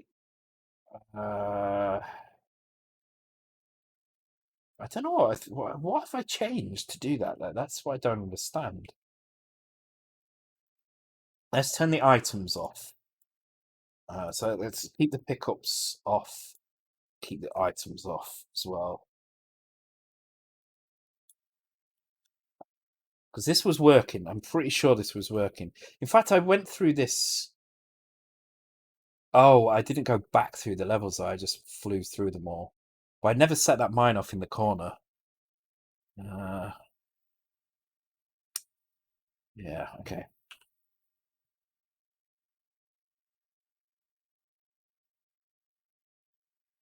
Let's try this. Could just be the items, but I have a funny feeling it's the persistent. It has to be the persistence actually, but I just want to make sure that nothing I've changed recently has broken anything. Oh, look at that. It's not cleared the red flag from there.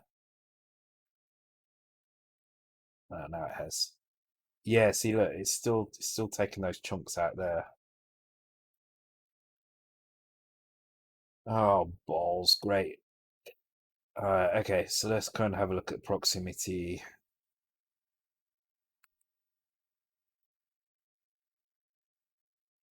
Yeah, that one sets off, and then do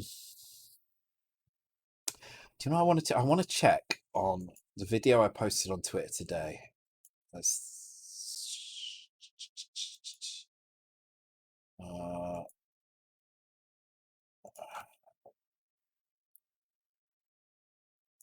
yeah, here we go. So this is the video I posted today.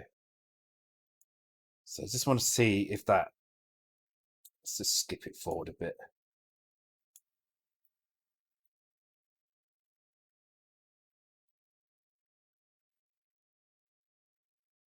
Doesn't set off. Doesn't set off.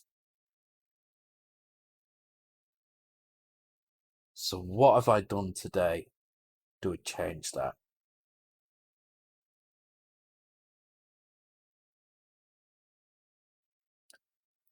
Because I've filmed this before. I filmed that before I added any code today. So that was filmed what, lunchtime, something like that. So I've done something.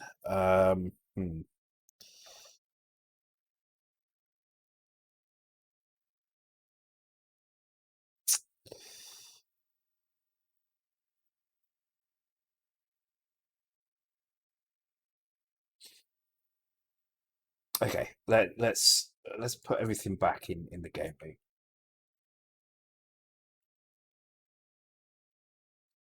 Let's just turn that off a second.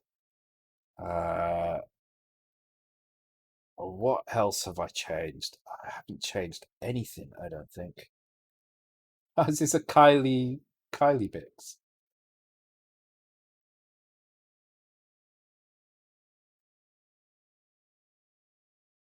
Just watched a documentary about beavers. It was the best damn show. Oh my god.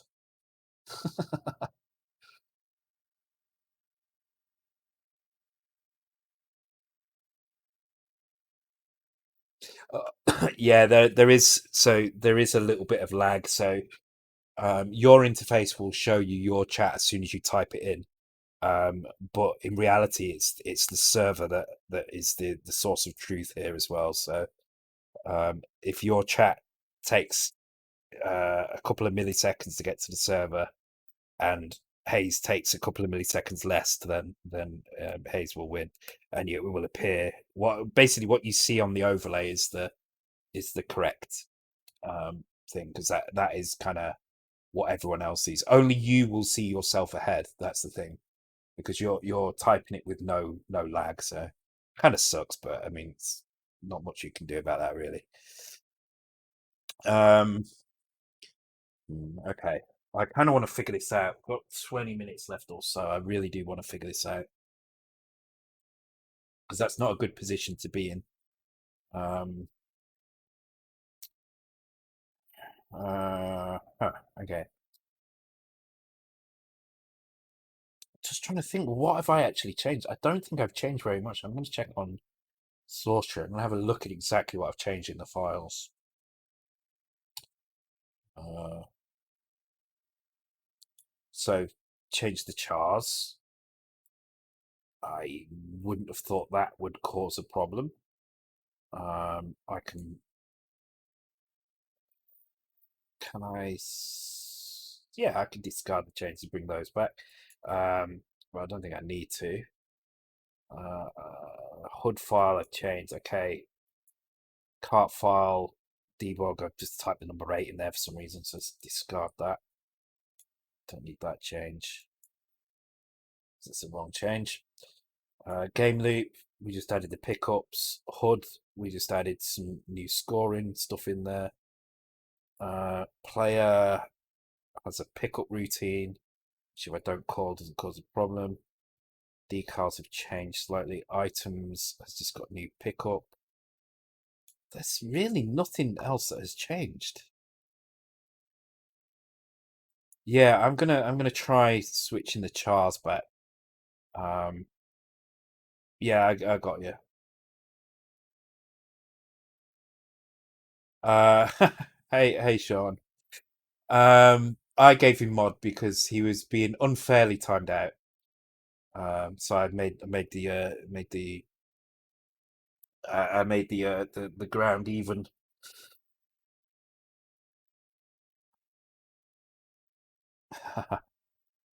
Okay, what is causing an issue here, I wonder? Also, why on earth has Source Tree completely crashed on me?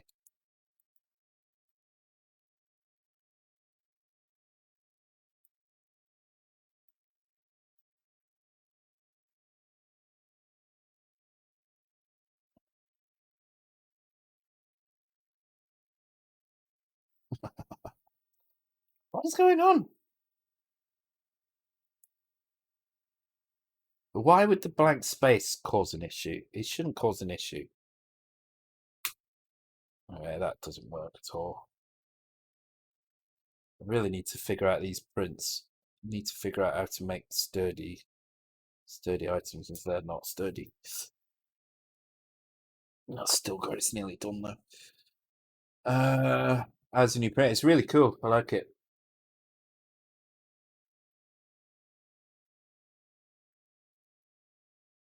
With a little test print that came with it. I've been trying to print some other stuff.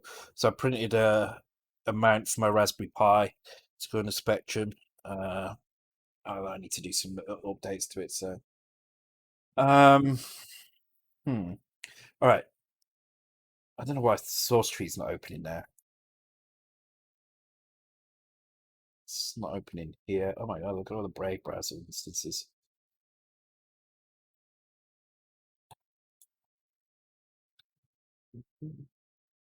Locomotion. I love how it's become kind. Is this a Humper version? It is as well.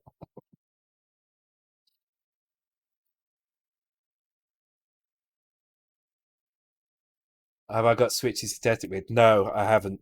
Um, I'm going to print you off a couple just in case they break. Um,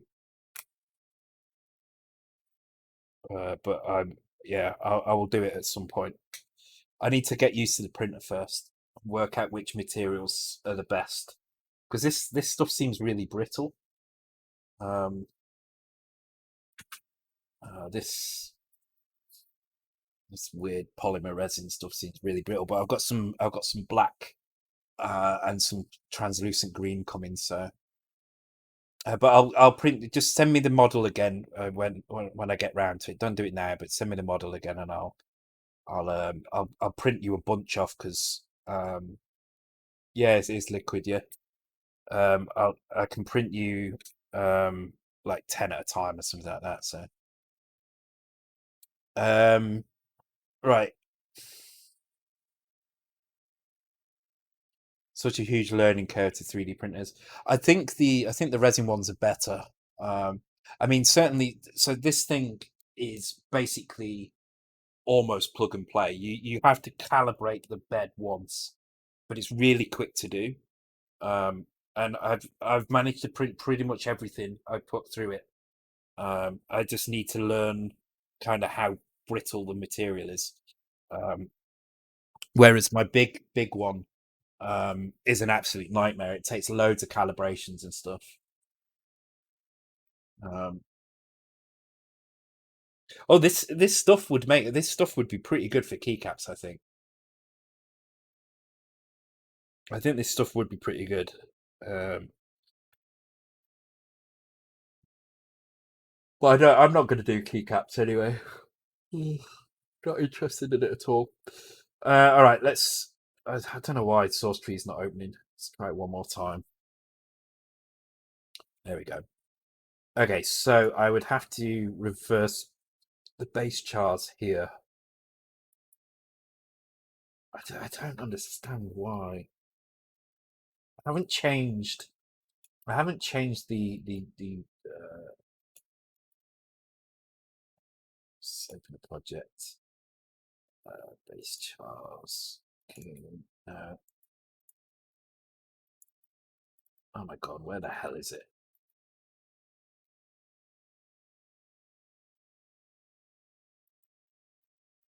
I don't know why it's in a folder called Final. All I did was switch these characters around. This was decals. This was items. That should not have changed anything. I added some tables in there, but I mean they unless they overflowed into something, which they I mean it doesn't look like they did. No, everything looks fine. Um,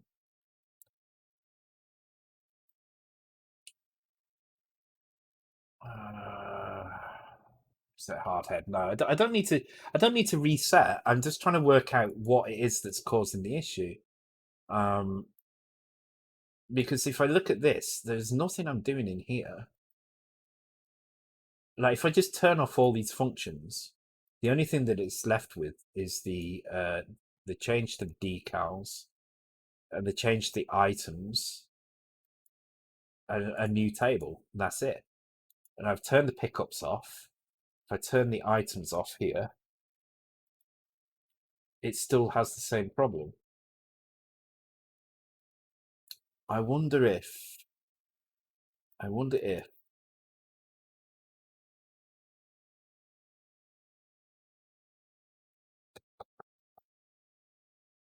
Yeah, so well, one of the issues was definitely working. So I just played the video from the liquid.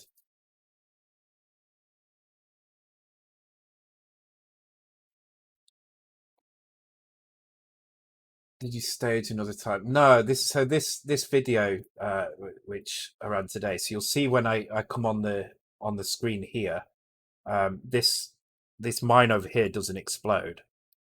You see how there's 4 mines there?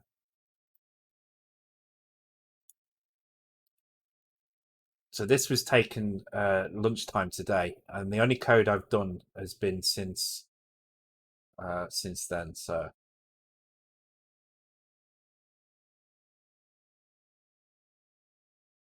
we see how the mine is still there. Now, if I do that same thing now with the version I have right now, which I'll just turn pickups off, but that's fine.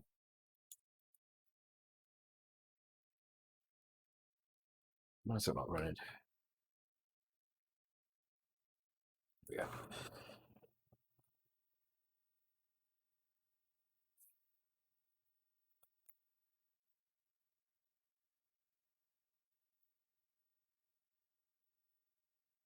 So watch the mine as I enter the screen. Oh, what the hell? Is it the position? What?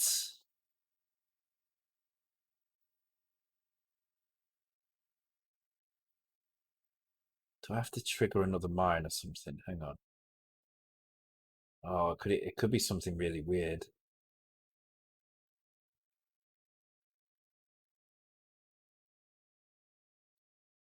Oh god, this is not good. This is going to make my life a lot more difficult. Whereas I think the moving in and out of the screen and bits missing, it is something. No, that's still not. What the hell?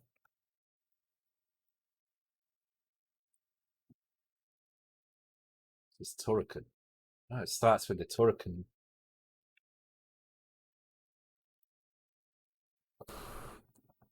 God, yeah, Heisenberg. It is. It definitely is a Heisenberg. Yeah, so that's an actual term, Sean. So it's a term that we've kind of nicked from quantum physics. So Heisenberg principle being that you can't if you try to measure something, you can't. It won't be there.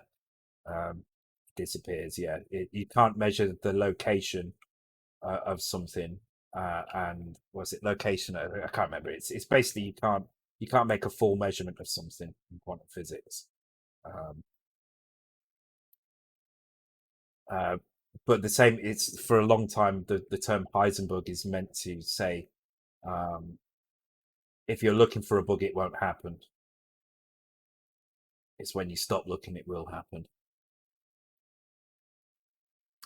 Okay, that's really annoying. I don't know why that's suddenly working. So there is still this issue down here, and I have a funny feeling that's going to be the same. What I'm going to do, I'm just going to do one quick test.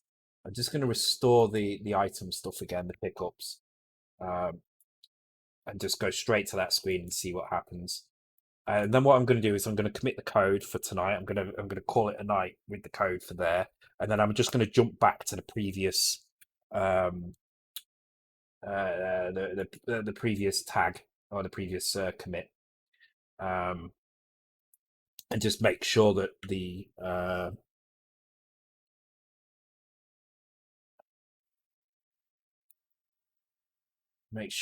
code was doing the right thing last time, because I have a funny feeling. Okay, so this is kind of working correctly. Although, why can't I shoot? I can't shoot now. What the hell? Why is that joystick stop working? For fuck's sake!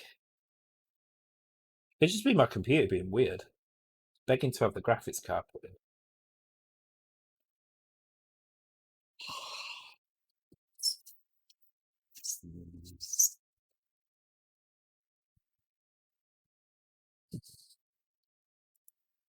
Excuse me.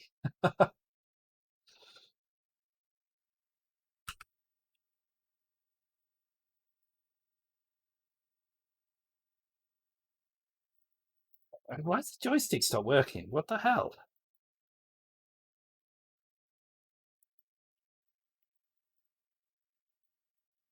Yeah, so it's a joystick problem in Vice now. What the fuck?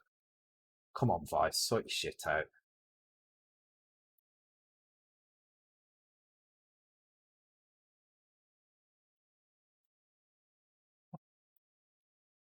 Why? Why is that suddenly stop? Oh, caps lock. Fucking hell, Vice. The W key is still the W key, even if the fucking caps lock is on. Alright, so items I can pick up. That's cool. Wow, quick with that one. Actually, about four of you went for that. That's pretty funny. Okay, so let's have a look. Yeah, that fucking thing does not explode over there. Okay, I'm gonna store this version now, and then I'm gonna load the old version. So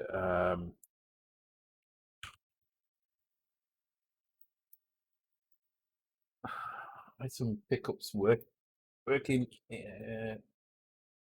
issue with persistence removal. That'll do. Don't really care about the commit messages too much in this. No, I should do, but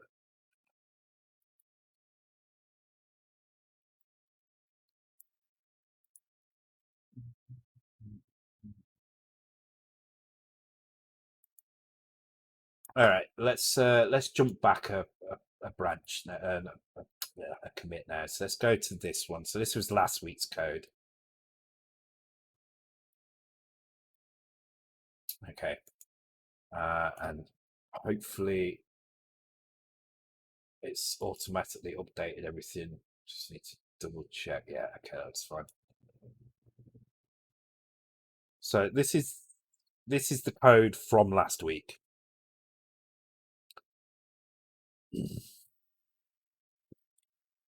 Maybe I've just not noticed this. Okay,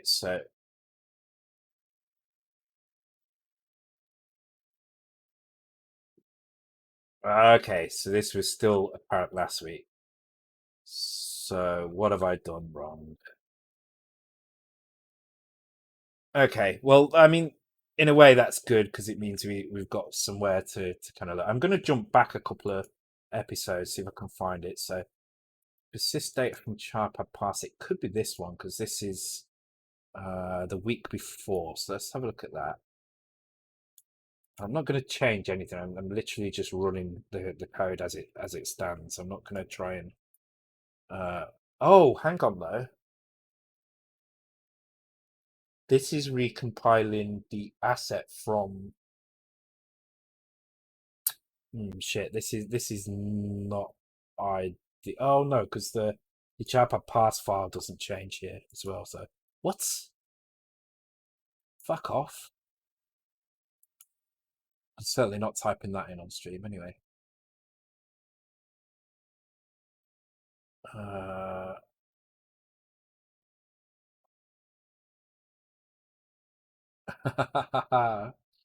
should gamble more. Yeah, you should come on stream a lot more, Sean.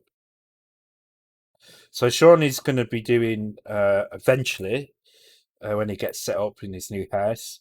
He's going to be doing various streams, building things and stuff. But part of that is he's going to play some. He's basically going to do. A young person is going to try and do various things that are old or difficult. So one of the things he's going to do is he's going to try and figure out how to use a Commodore without any help.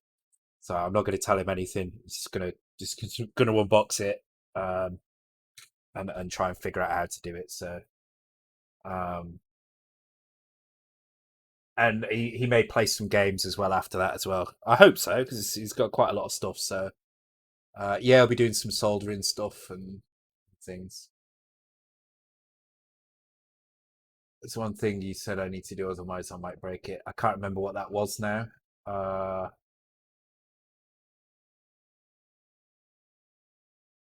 Probably just don't pull the cartridges out while it's turned on. I honestly can't remember.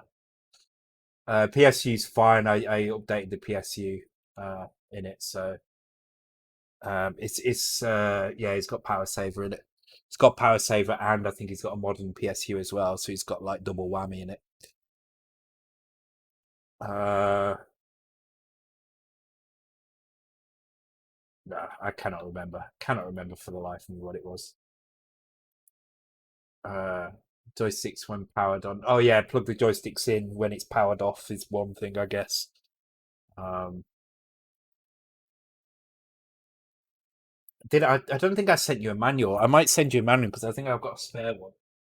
It'd be kind of funny to see you look at the manuals as well. No, plug in when they're off as well.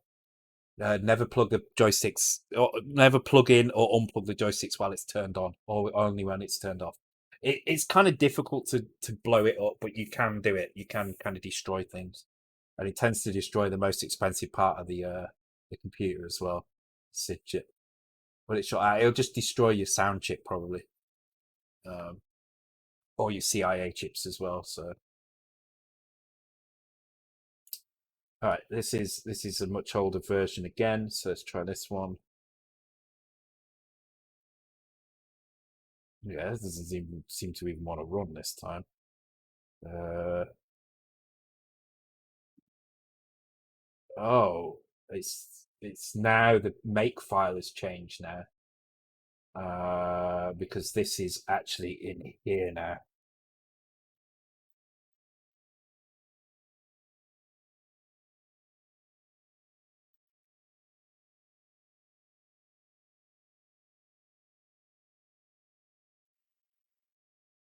Okay, so things still kind of working.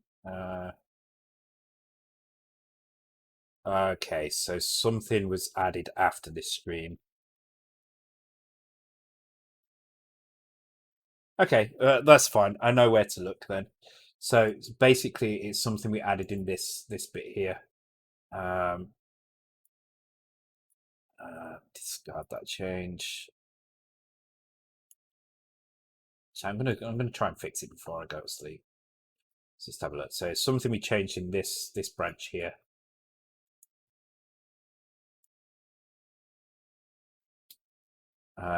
And this did have the persistence data, so it's probably just to do with the data in here. That's all. We're using this new system, and I probably just don't restore the values correctly. So I think this is fine. It's I'm not going to fix it now. I'll do it on the next stream actually.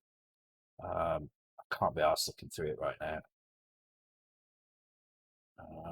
But yeah, I'm fairly certain it's going to be that. It's going to be something in this persist data.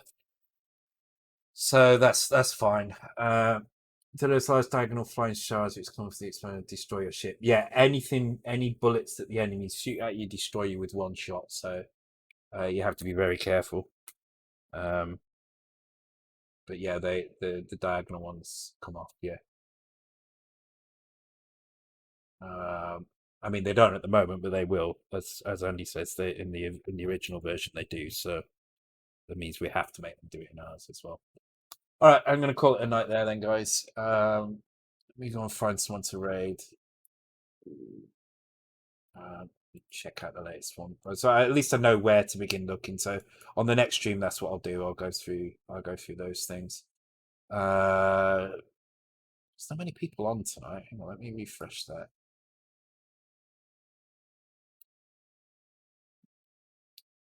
Tonda's on. Let's go and raid Tonda. What the hell is that? What the hell is that? I want to raid Tonda just so I can see what it is. Charlotte's on to raid him. That would be funny. Yeah, no problem, Sean. You should join the streams earlier on. They're good fun. Although people around there are a little bit crazy, I think. But yeah, I've enjoyed tonight. It's been all right. There was a bit of spam earlier on. I'm going to write a little note about that in the Discord because I think it's kind of getting a bit out of hand now. So I'll write something about that. But other than that, yeah, great stuff tonight. Thanks for coming along, guys. Let's go and raid Tonda now. If you've not seen Tonda before, he plays all sorts of retro stuff.